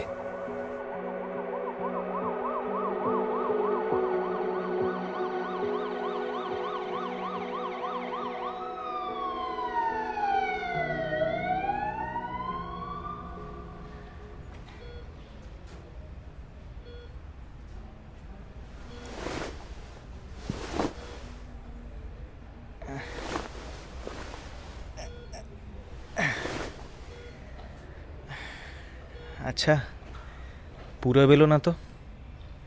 আমি বলেছিলাম ওকে আসতে, কিন্তু ও এলো না। সরি হিরণ্য। যাকে বাদ দাও। Happy birthday to you. কি করে হলো এসব? There's no point in hiding anymore. I am a private agent. What? Agent? মানে তুমিও এজেন্ট? প্যাট্রিকও এজেন্ট? গোকুল মিশ্র এজেন্ট নন তো? তোমরা সকলেই আমাদের বন্ধু সেজে এসে আমাদের ওপর নজরদারি করছিলে, আর আমরা বোকার মতো তোমাদের বিশ্বাস করে। কাম ডাউন, এটা ওর কাজ। ও কি করবে বলো? প্রসপেক্ট ইন্স্যুরেন্স রেমব্রান্টের ছবিটাকে ইনশিওর করেছে। যদিও মনীষ উপাধ্যায় বলেছেন যে সিকিউরিটি টাইট, তবুও ওরা সিক্রেটলি আমাকে এখানে পাঠিয়েছে। এই সদ্য পাওয়া ছবিটার উপর অনেকের লোভ রয়েছে, এটাকে গার্ড করা ইম্পর্ট্যান্ট। কিন্তু তোমার এই হাল হলো কিভাবে? পুলিশ যে বলল মাগিং, তা কি সত্যি? I was not mugged. It was a cover-up act. চোরের লক্ষ্য ছিল ছবি। ইলেকট্রিক্যাল কন্ট্রোল রুম থেকে বেরোতে দেখেছিলাম ওকে। তারপর গ্যালারির দিকে এগোতে দেখে মাঝপথে ইন্টারসেপ্ট করি। প্রায় কবজাও করে ফেলেছিলাম, কিন্তু একটা পিং শব্দ শুনলাম। তারপর এভরিথিং ওয়েন্ট ব্ল্যাঙ্ক। জ্ঞান ফিরল ওই নার্সিংহোমে। দেখো না, পা ভেঙে দিয়ে আমায় অচল করে দিয়ে গেছে। কিন্তু ছবি তো চুরি হয়নি। তা তুমি চিনতে পেরেছিলে লোকটাকে? না, আর চিনব কি করে? আগাগোড়া গাঢ় রঙের পোশাক পরেছিল লোকটা। কিন্তু কেন চুরি করলো না, তাই তো ভাবছি। শোনো, আজ আমরা যাই। তুমি একটু রেস্ট নাও। আর রেস্ট? এবার চাকরিটা যাবে আমার। অসুস্থ মা বাবার একমাত্র সম্বল আমি। কিন্তু আরে ছবি তো চুরি যায়নি, তুমি ভয় পাচ্ছ কেন হিরণ্য? তাহলেও থাক, ছাড়ো ওসব। আমরা আসি আজ, ইউ টেক রেস্ট।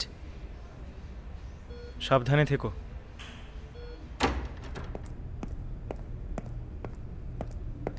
একটাই বাঁচো, আর রেমব্রান্টের ছবিটা চুরি যায়নি। তবে পুলিশের কিন্তু উচিত সিকিউরিটি বাড়ানো। আর একটা কথা ভাবছিলাম, ক্যাম্পাসে ডাকাত ঢুকলো কি করে? তা তোমরা কাদের এজেন্ট? আপনি এখানেও? কি বলতে চাইছেন তমনাশ স্যার?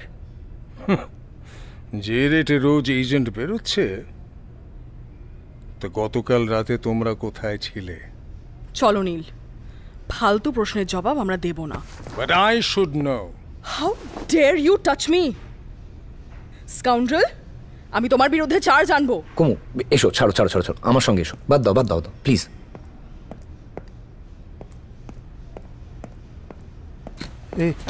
তোমরা কি হিরুর বন্ধু? হ্যাঁ, আপনি? হিরণ্য আমার ছেলে, ও ভালো হয়ে উঠবে তো? আপনি চিন্তা করবেন না, ও ভালো হয়ে যাবে। বিশেষ কিছুই হয়নি। বলছো? Uncle, don't worry, Hiranya will be all right. আর ওর চাকরি নিয়েও চিন্তা করবেন না। করছি না, আমার ছেলে ভালো হয়ে উঠলেই হলো। আসি। কুমু, তুমি ছাতাটা ধরো তো, আমি একবার আসছি। কোথায় যাচ্ছ? হিরণ্যর বাবাকে একটা কথা বলার দরকার।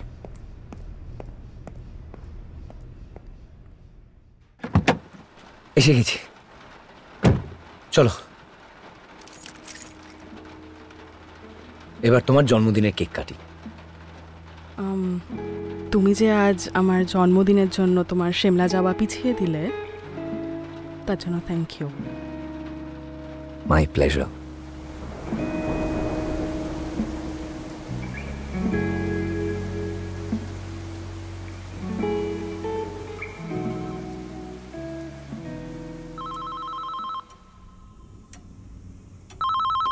হ্যাঁ বলো। তাই কখন?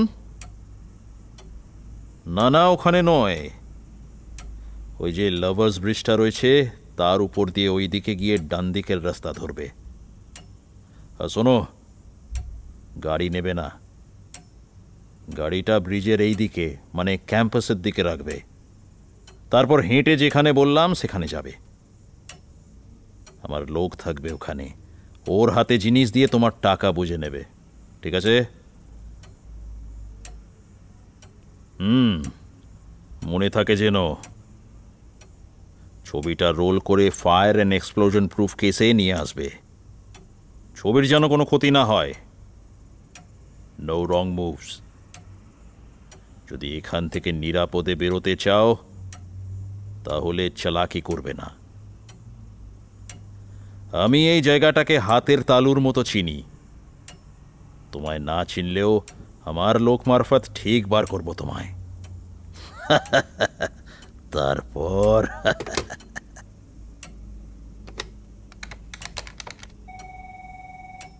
Hello hello. হ্যাঁ, যেরকম বলেছিলাম সেরকমই এগোবে। লাভার্স ব্রিজের ওই পারে রেডি থেকো। He is coming with the goods. Okay, বুঝে গেছি।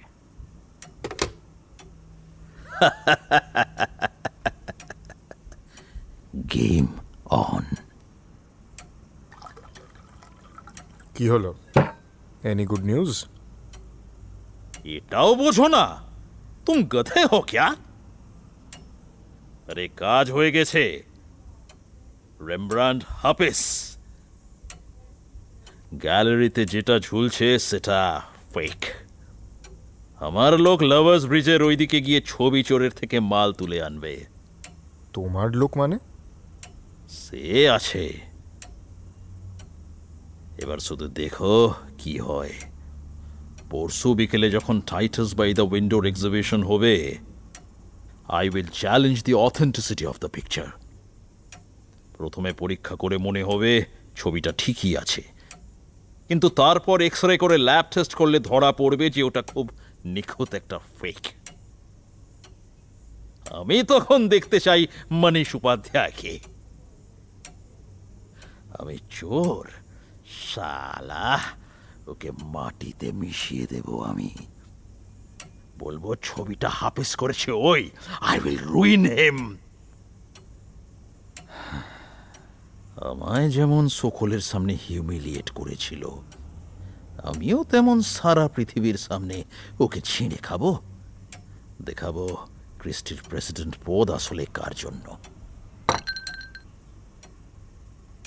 ये लीजिए सुधीर जी।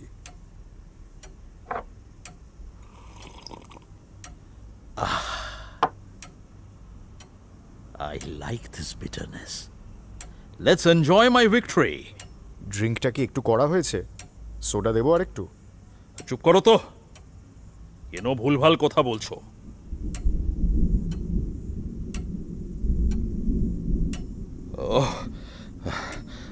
এমন গরম লাগছে কেন?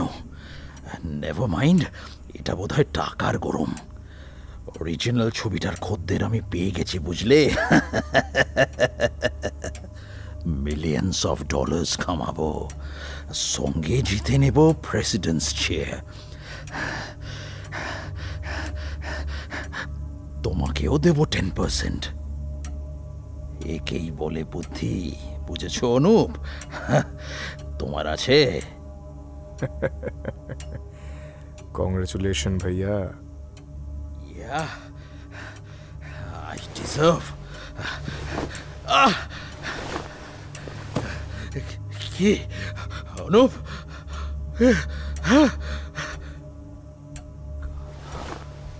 তুই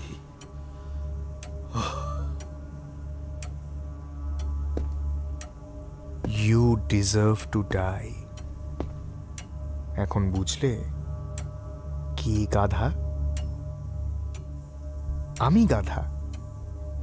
আমি তো কিছুই পারি না। তোমার ভিক্টরি, 10%, মিলিয়ন্স অফ ডলার্স। টাকার গরম নাকি? ওটা বিষের প্রতিক্রিয়া।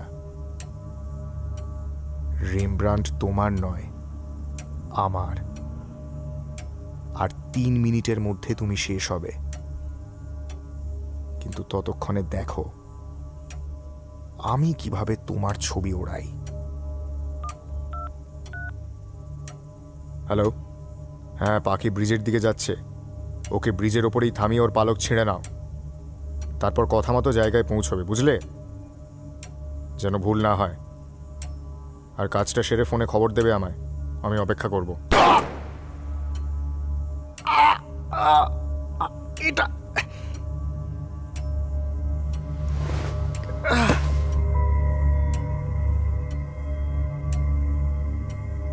গাধা তুই।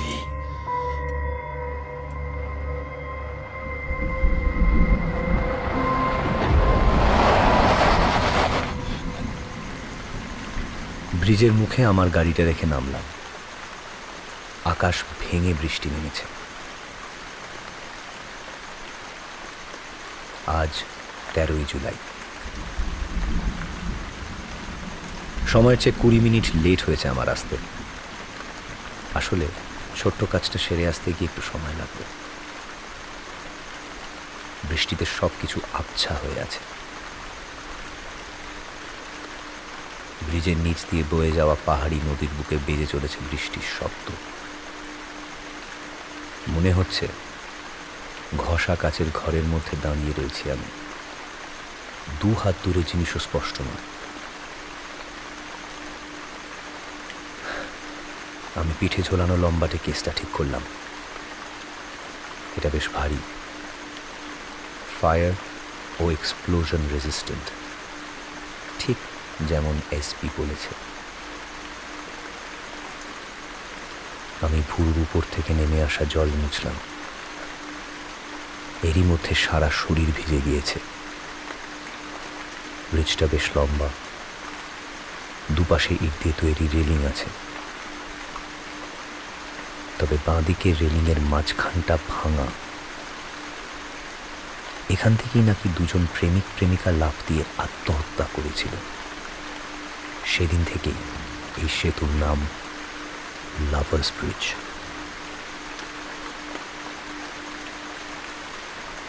আমি দ্রুত হাঁটতে শুরু করলাম। আজ এসবির গলায় এমন কিছু একটা ছিল যে আমার মাথা বলছে সামনে বিস্তর গন্ডগোল আছে। আমি যথাসাধ্য সাবধান হয়ে আছি, তবু বিপদ তৈরি করছে আবহাওয়া। মধ্য জুলাইয়ের প্রবল বৃষ্টি। আমি একবার ঘাড় ঘুরিয়ে দেখলাম, না, পিছনে রাখা আমার গাড়িটা দেখা যাচ্ছে না একদম।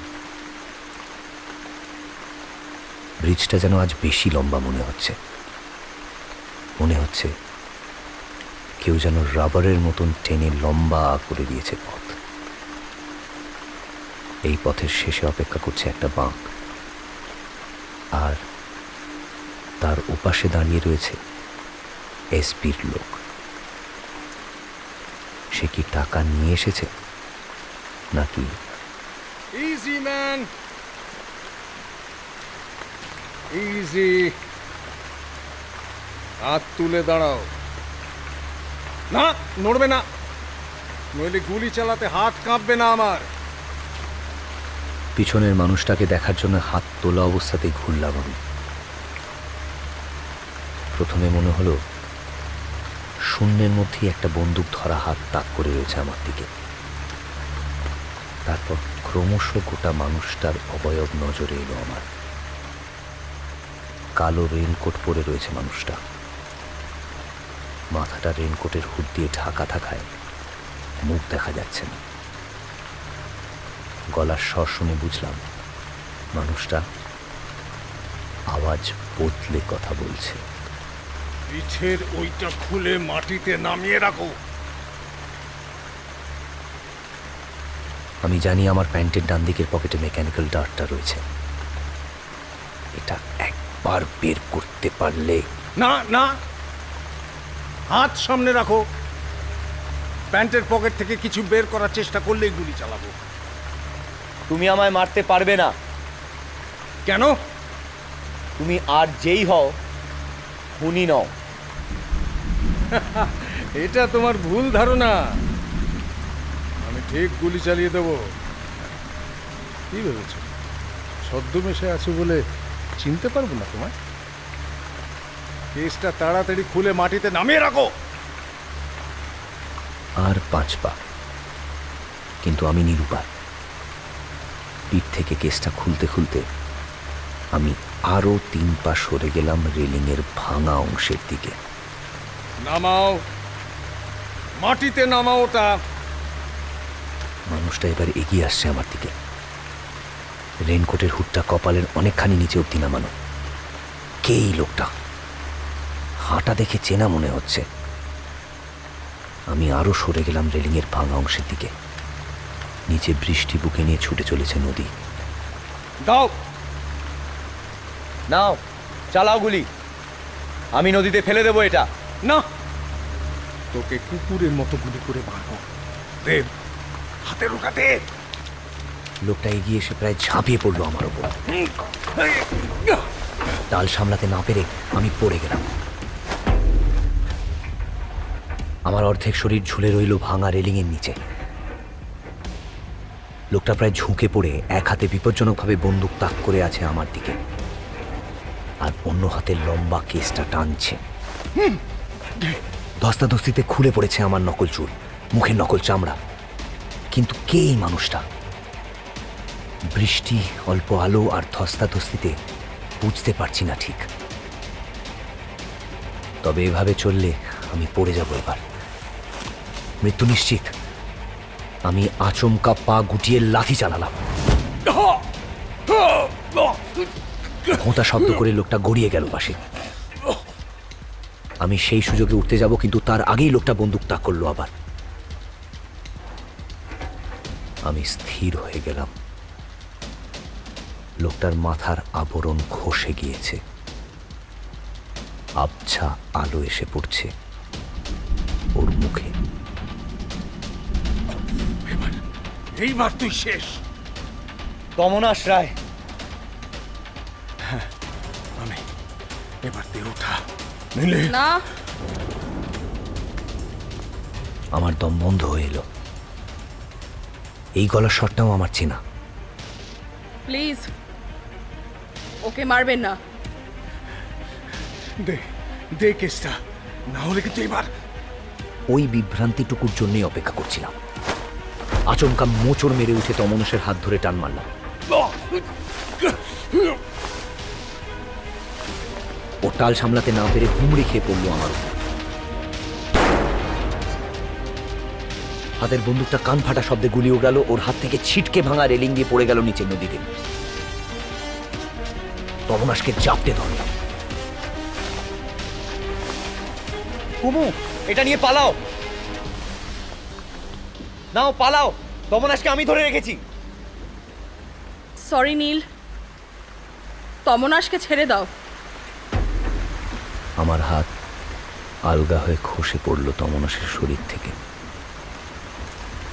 দেখলাম কুমু পিস্তল তাক করে রয়েছে আমার দিকে। তমনাস উঠে দাঁড়িয়ে লাথি মারল আমায়।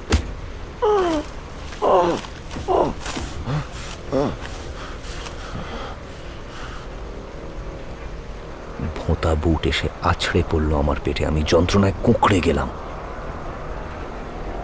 ওভার কনফিডেন্স খুব খারাপ। তোমায় প্রথমে আমি সন্দেহ করিনি, কিন্তু পুরবকে ধাক্কা মেরে যেই গোকুল মিশ্রর চশমা ভাঙলে অমনি সন্দেহ হলো আমার। আর সেটা গাঢ় হলো যখন তুমি পুরবকে বললে কে ধাক্কা মেরেছে সেটা তুমি দেখোইনি। ছবি পাল্টে দিলে সেটা যে গোকুল মিশ্রর ধরে ফেলার 1% চান্স আছে সেটাও তুমি রাখতে চাওনি, তাই না? গোকুল মিশ্রর কিপটেমির সুযোগ নিয়েছিলে তুমি। তারপর গতকাল রাতেও যে তুমি বেরিয়েছিলে তা আমি দেখেছি। আজ সন্ধেবেলা হিরণ্যকে দেখতে গিয়ে তুমি চাদরে ঢেকে রাখা বাঁ পায়ের দিকেই তাকাচ্ছিলে। আজ সারাদিন তো তুমি হিরণ্যকে দেখোইনি, তাহলে জানলে কি করে কোন পাটা ওর ভেঙেছে? ওভার কনফিডেন্সই তোমায় শেষ করলো নীলাম্বর। কিন্তু তমনাসের সঙ্গে তো তোমার ঝগড়া তো ডিকয়। দেখো তো কেমন বোকা বনলে তোমরা। এখন এই রেমব্রান্ট আমাদের, বুঝেছো? আমি অবাক হয়ে কিছু বলার আগে আচমকা তমনাস ধাক্কা মারল আমায়। এবার আমি টাল সামলাতে পারলাম না, রেলিংয়ে ঠোকরকে পড়ে গেলাম। এক হাত দিয়ে পাঁচিল ধরার চেষ্টা করলেও তমনাস লাথি মারল হাতে। ব্রিজের নিচে পাহাড়ের ঢাল দিয়ে গড়িয়ে পড়তে লাগলাম। গুড বাই নীল। ডিগবাজি খেয়ে পাটা যখন পাথরে লাগলো মনে হলো বোমা ফাটলো বোধহয়। তবে ধাক্কার ফলে পড়ার গতি কমলো, আর আমি ব্রিজের গায়ে গজিয়ে ওঠা একটা বুনো লতা কোনো মতে ধরে ঝুলে পড়লাম।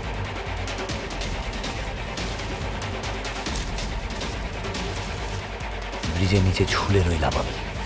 পায়ে অসহ্য যন্ত্রণা, হাতে জড়ি এখন আমার সম্বল।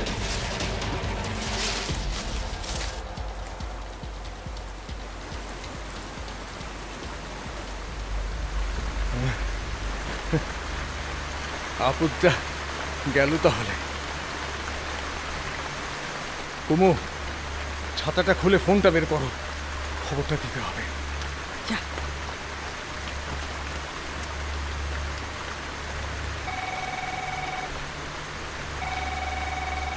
মিস্টার আইয়ারের ফোনটা রিং হয়ে যাচ্ছে। বুঝছি না, অনুপ স্যার তো এরকম করেন না। উনি তো বললেন আমাদের কলের জন্য অপেক্ষা করবেন। এখন ফোন ধরছেন না কেন? স্ট্রেঞ্জ, কিন্তু এখানে থাকাও তো ঠিক নয়। ক্যাম্পাসে ফিরতেও না করেছেন মিস্টার আইয়ার। চলো টাউনের দিকে যাই, ওখান থেকে না হয় চেষ্টা করবো একবার। কিন্তু যাবে কিসে? নীলের গাড়ি ব্রিজের মুখে রাখা আছে। গাড়িটাতে উঠে অনেক প্রেমের অভিনয় করেছি, এবার এটাকে অন্য কাজে লাগানো যাক। Let's go.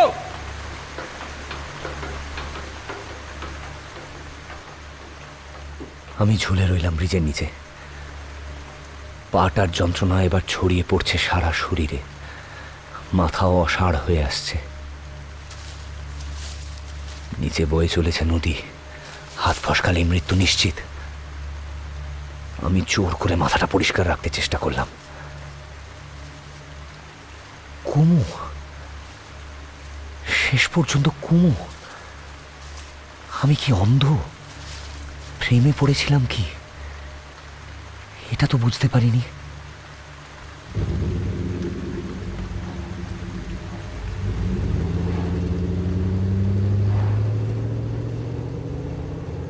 ওরা আমার গাড়িটা নিয়ে বৃষ্টির শব্দ ছাপিয়ে টাউনের দিকে এগিয়ে গেল।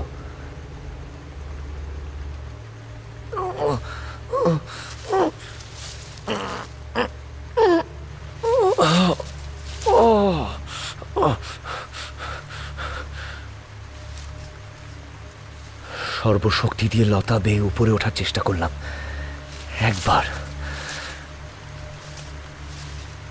দুবার, তিনবার, না, হাত ফসকাচ্ছে। তবু চেষ্টা ছাড়লাম না। উঠতে আমায় হবে।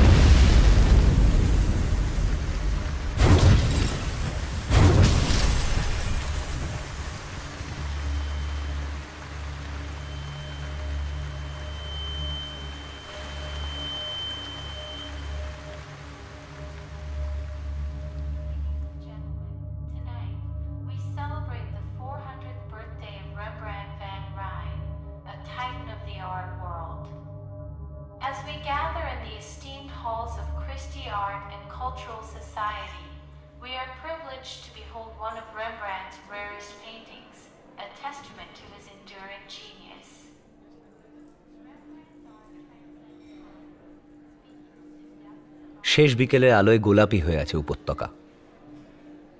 তার ভিতরে ক্রিস্টি আর্ট অ্যান্ড কালচারাল সোসাইটির ক্যাম্পাস আজ সেজে উঠেছে। কারণ আজ 15ই জুলাই, রেমব্রান্ট হারমেন জুন ফন রাইনের 400তম জন্মদিন। ক্রিস্টির ক্যাম্পাসে আজ ছোটখাটো মেলা বসেছে। দেশি বিদেশি নানা মানুষের ভিড় সেখানে। রাস্তা দিয়ে আরও মানুষ আসছে। গতরাতের বৃষ্টির পর আজ আবহাওয়া শুকনো। সন্ধ্যের দিকে ভিড় আরও বাড়বে বলল কফি শপের মালিক। ঘড়ি দেখলাম, ছবির উন্মোচন হবে সন্ধে 7টায়। তার আগে আছে ছোটখাটো কিছু অনুষ্ঠান। সেন্টার থেকেও মিনিস্টাররা এসেছেন। সিকিউরিটির ভীষণ কড়াকড়ি। তার মধ্যে দুটো এমন ঘটনা ঘটে গেছে।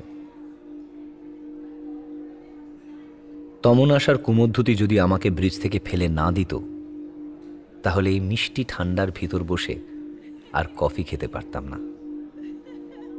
আমার সেই গাড়ি করেই তো পালিয়েছিল দুজনে। বিস্ফোরণের পর কত দূরে পড়েছিল ওদের দেহ।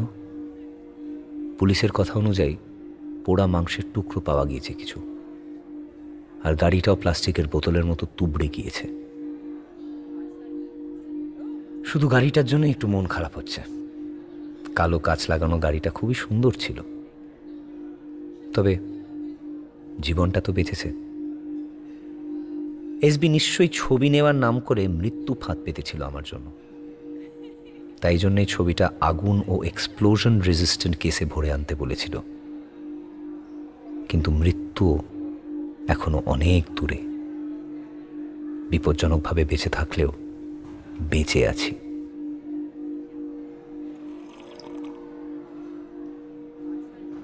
এর মধ্যে আবার ক্রিস্টির ম্যানেজিং কমিটির 2 সদস্য মারা গিয়েছে। সুধীর বেদির বাড়িতে তার নিজের লাশের সঙ্গে পাওয়া গেছে অনুপ আইয়ারের লাশও। অনুপ আইয়ারের সঙ্গে তমনাশকে কথা বলতে শুনেছিলাম। আর অনুপের সঙ্গেই তো পাওয়া গিয়েছে সুধীর বেদীকে। সুধীর বেদী, এসপি? হতেই পারে। তবে এই পরপর দুটো ঘটনায় পুলিশ ভীষণভাবে নড়ে চড়ে বসেছে। সেন্টার থেকে ইনভেস্টিগেশন টিমও এসেছে। চারদিকে প্রচণ্ড কড়াকড়ি আর চেকিং চলছে। তবু ক্রিস্টির অনুষ্ঠান কিন্তু বাতিল হয়নি। ছবি উদ্বোধন পেছানো সম্ভব নয়। রেমব্রান্টের 400 বছর উপলক্ষে তাঁর আঁকা পুত্র টাইটাসের অজানা ছবি মানুষের সামনে আনার এক অনন্য সুযোগ। আমি জানি মনীষ উপাধ্যায় এই সুযোগ ছাড়বে না। এমন ছবি 1 শতাব্দীতে বারবার খুঁজে পাওয়া যায় না।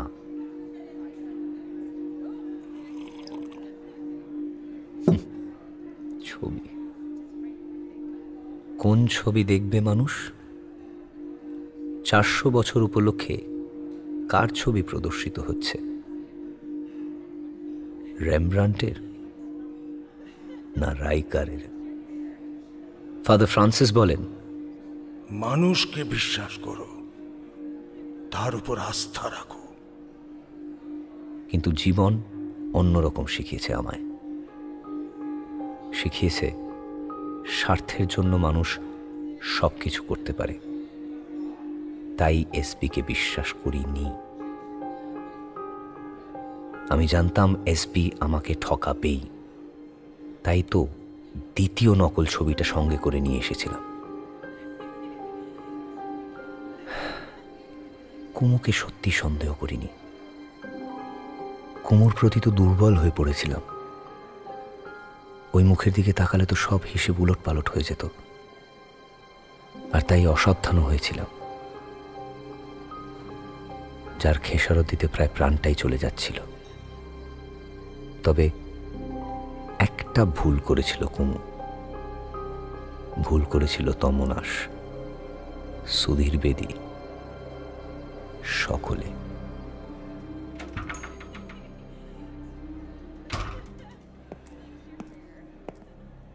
তোমাকে তো চেনাই যাচ্ছে না। ভাগ্যিস বলেছিলে বা পায়ে প্লাস্টার আছে। এটা না দেখলে তো বুঝতেই পারতাম না। দারুণ ছদ্মবেশ নিয়েছ তো। তা এই নাও তোমার জিনিস। ব্যাংক অ্যাকাউন্ট নাম্বারটা? টাকাটা ট্রান্সফার করতে হবে তো। টাকা দাও। 1 minute. Please type your bank account number. Sure.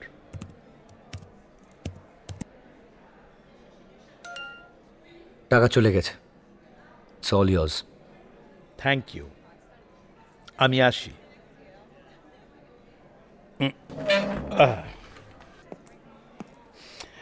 তবে সাবধান, এলাকায় কিন্তু পুলিশ ঠিক ঠিক করছে। Best of luck. কফি শপের চারিদিকে চোখ বুলিয়ে নিলাম। না, কেউ নেই। সাবধানে ব্রাউন পেপারের র্যাপারটা খুললাম।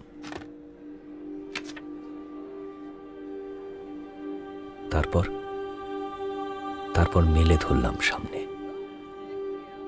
৭৭ বাই ৬৩ সেন্টিমিটারে ধরে রাখা হয়েছে এক পিতার স্নেহ। নিজের সন্তানের ছবি তিনি এঁকে রেখেছেন পরম মমতায়। ছবির উপর আলতো করে আঙুল বুলালাম।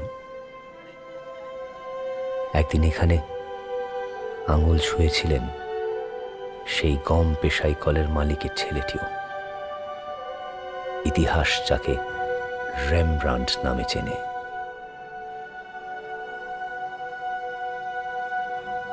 মুখ তুলে দেখলাম কফি শপের কাচের জানলা দিয়ে দেখা যাচ্ছে তাকে, যিনি এই কাণ্ডের মূল কাণ্ডারি। ভিড়ের ভিতর ঈষৎ ঝুঁকে তিনি হাঁটছেন। তিনি না থাকলে, তিনি সঙ্গে করে না আনলে এই ছবি পৌঁছতো না আমার কাছে। এই ছবি ওই পাহারার ভেতর থেকে বের করতে পারতাম না যদি না তিনি সাহায্য করতেন। ওই ওই চলে যাচ্ছেন তিনি, তিনি গোকুল মিশ্র।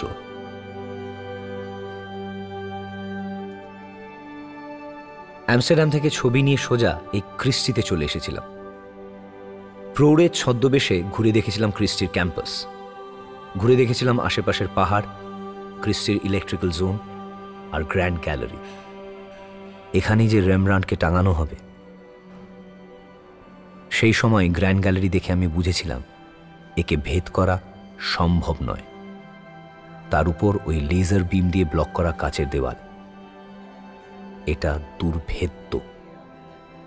তখনই আমার মাথায় আইডিয়াটা আসে। গোকুল মিশ্র জীবনী লিখব বলে আমি অ্যাপ্রোচ করি প্রফেসরকে, বলি এর জন্য পাবলিশের টাকাও দেবে। টাকা গোকুল মিশ্রর একমাত্র দুর্বলতা। রাজি হয়ে যান প্রফেসর। 1 লাখ টাকা আগে ভাগেই ধরিয়ে দিই আমি। এদিকে ছবি বদলের সময় এগিয়ে আসছিল। আমি বুঝতে পারছিলাম গোকুল মিশ্রকে বলার সময় হয়েছে, কিন্তু সংশয়ও ছিল প্রফেসর যদি রাজি না হন। আমার প্রস্তাব শুনে একটু অবাক হননি গোকুল মিশ্র। মিটিমিটি হেসে বলেছিলেন 1 কোটি টাকা দিলেই কাজ হয়ে যাবে। আমিও রাজি হয়েছিলাম, বলেছিলাম দেব, তবে ছবি পাওয়ার পর। কিন্তু ছবিটা পাল্টাবো কি করে? ছবির সঙ্গে তো আমি একা হতেই পারি না, চারিদিকে গার্ড থাকে। তার দায়িত্ব আমার। সকলের সামনেই আপনি ছবিটা বদলে দেবেন, কিন্তু কেউ আপনাকে ধরতে পারবে না। আচ্ছা, ডিকয়, যা করব না তা করার ভান। তাতেই ভুলেছিল হিরণ্য, কুমু, এমনকি এসবিও। একটা জিনিস আমি লাগিয়েছিলাম ট্রান্সফর্মার রুমে, তবে সেটা পিঞ্চার নয় মোটেই।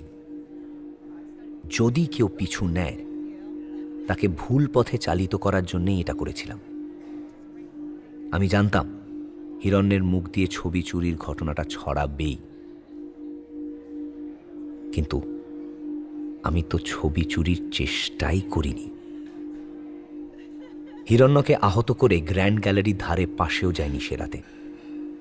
লক্ষ্য ছিল ছবি চুরির ব্যাপারে হিরণ্যকে কনভিন্স করানো। ওর উপর হামলায় হিরণ্য কনভিন্সড হয়েছিল, তাই সহজ হয়েছিল কাজটা।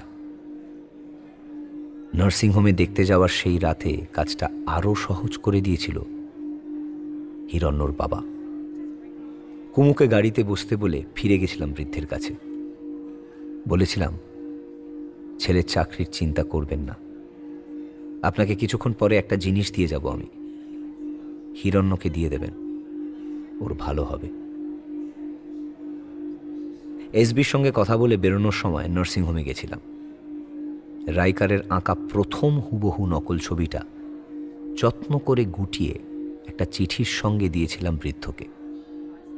বলেছিলাম এটা সাবধানে পৌঁছে দেবেন হিরণ্যকে। চিঠিতে লিখেছিলাম, হিরণ্য, তখন ছবিটা চুরি করলেও এখন বুঝেছি অন্যায় হয়েছে, তাই ফেরত দিয়ে দিলাম। তবে খুব সাবধানে এই জিনিসটা নিয়ে যাবে গোকুল স্যারের কাছে। জানাজানি হলে ক্রিস্টির সঙ্গে তোমারও বদনাম হবে। ক্রিস্টির গ্যালারিতে এখন যেটা ঝুলছে সেটা নকল পেইন্টিং। সেদিন রাতে চুরি করার সময় আমিই আসলটাকে পাল্টে ওটা লাগিয়েছিলাম। তুমি গোকুল স্যারকে বলো, মনীষ উপাধ্যায়কেও বলো, এই ছবিটা দিও। ওরা যাতে আমার বদলে দেওয়া নকল ছবিটা খুলে তার জায়গায় লাগিয়ে দেয় এই আসল ছবিটা। তুমি বাঁচবে, ক্রিস্টি বাঁচবে, রেমব্রান্টের ছবি বাঁচবে, দেশের সম্মানও বাঁচবে। পারলে আমায় ক্ষমা করো। ইতি, তোমার বন্ধু। বন্ধু? কে কার বন্ধু? হিরণ্য হাতে স্বর্গ পেয়েছিল নিশ্চয়ই। চুপি চুপি ছবিটা নিয়ে গিয়েছিল গোকুল মিশ্র ও মনীষ উপাধ্যায়ের কাছে। সকলের সামনে আসল ছবিটা খুলে রাইকারের আঁকা হুবহু এক দেখতে নকল ছবিটা লাগিয়েছিলেন গোকুল মিশ্র, আর আসলটা বাতিল হিসেবে রেখে দিয়েছিলেন নিজের কাছে। সেটাই এখন আমার হাতে। আর রাইকারের আঁকা দ্বিতীয় নকল ছবিটাকে এক্সপ্লোশন আর ফায়ার রেজিস্ট্যান্ট বাক্স করে এসবির লোককে পৌঁছে দিতে গিয়ে তাই নিয়ে কারাকারি মারামারি করে কতজনই না মারা গেল। হ্যাঁ,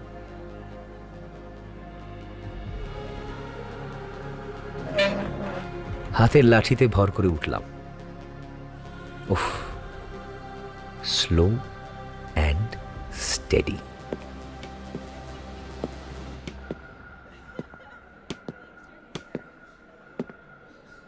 সূর্যাস্তের শেষ আলোয় চকচক করছে ছতলার কাছের দেওয়াল। তার ভিতরে নানা মানুষ জড়ো হচ্ছে। একটু পরে মাননীয় মন্ত্রী উদ্বোধন করবেন ছবির রেস্টোরেশনের জন্য বাহবা কুড়বেন গোকুল মিশ্র। প্রদর্শনীর জন্য প্রশংসা পাবেন মনীষ উপাধ্যায়। আর আমি নীল না অদম্য সেন নাকি অ্যাডাম? আসলে কে আমি? কি আমার নাম, পরিচয় বা কি?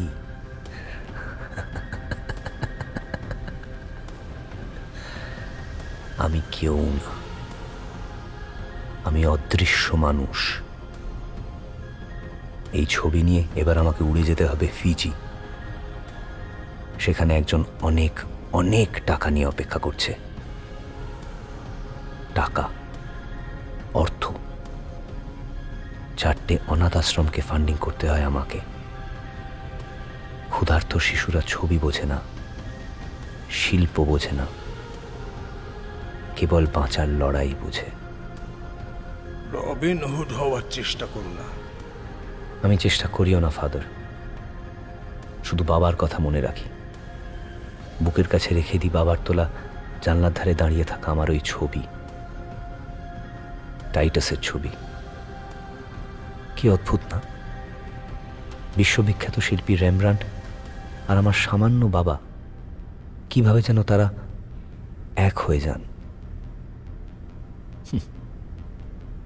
না, যতদিন আমার সঙ্গে সঙ্গে বাবা, ততদিন আমি একা নই।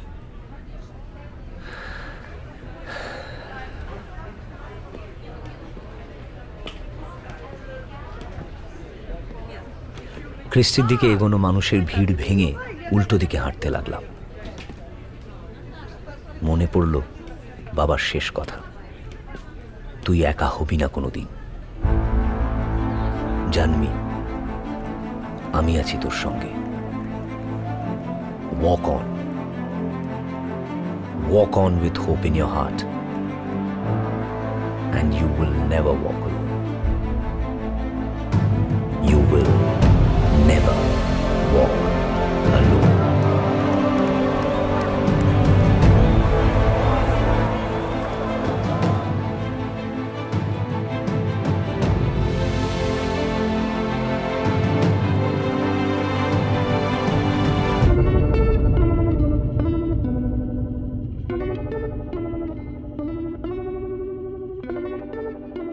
সানডে সাসপেন্সে আজ শুনছিলেন কিয়ারাস্কিউরো, রচনা সরঞ্জিত চক্রবর্তী, শ্রুতিরূপ উর্বশী মুখার্জি, গল্পের সূত্রধার আমি ইন্দ্রাণী, অদম্যর ভূমিকায় অনিন্দ্য সেনগুপ্ত, অন্যান্য ভূমিকায় অগ্নি, সৃজন, দীপ বসু, সুপ্রতিম সিনহা, ঐশানী লাহা, সৌনক সান্যাল, ইন্দ্রনীল ভাদুরী, হরিদাস দে, দেবপম দত্ত, সুদীপ্ত চ্যাটার্জি, সৌভিক ঘোষ সরকার, সুব্রত দত্ত, রবীন্দ্রনাথ জানা এবং প্রণয় মুখার্জি। পর্ব পরিচালনা ঐশানী, ধ্বনি ও আবহ পরিকল্পনা প্রবর, কার্যনির্বাহী প্রযোজনা প্রবর ও সুপ্রতিম। প্রচার অলঙ্করণ গ্রিনিং ট্রি, প্রযোজনা ফেরিম্যান অ্যান্ড কোম্পানি। আগামী সপ্তাহে আরও একটি রোমাঞ্চকর গল্প নিয়ে হাজির হবে সানডে সাসপেন্স। সানডে সাসপেন্স শুনুন শুধুমাত্র মির্চি বাংলা ইউটিউব চ্যানেলে এবং গানা অ্যাপে।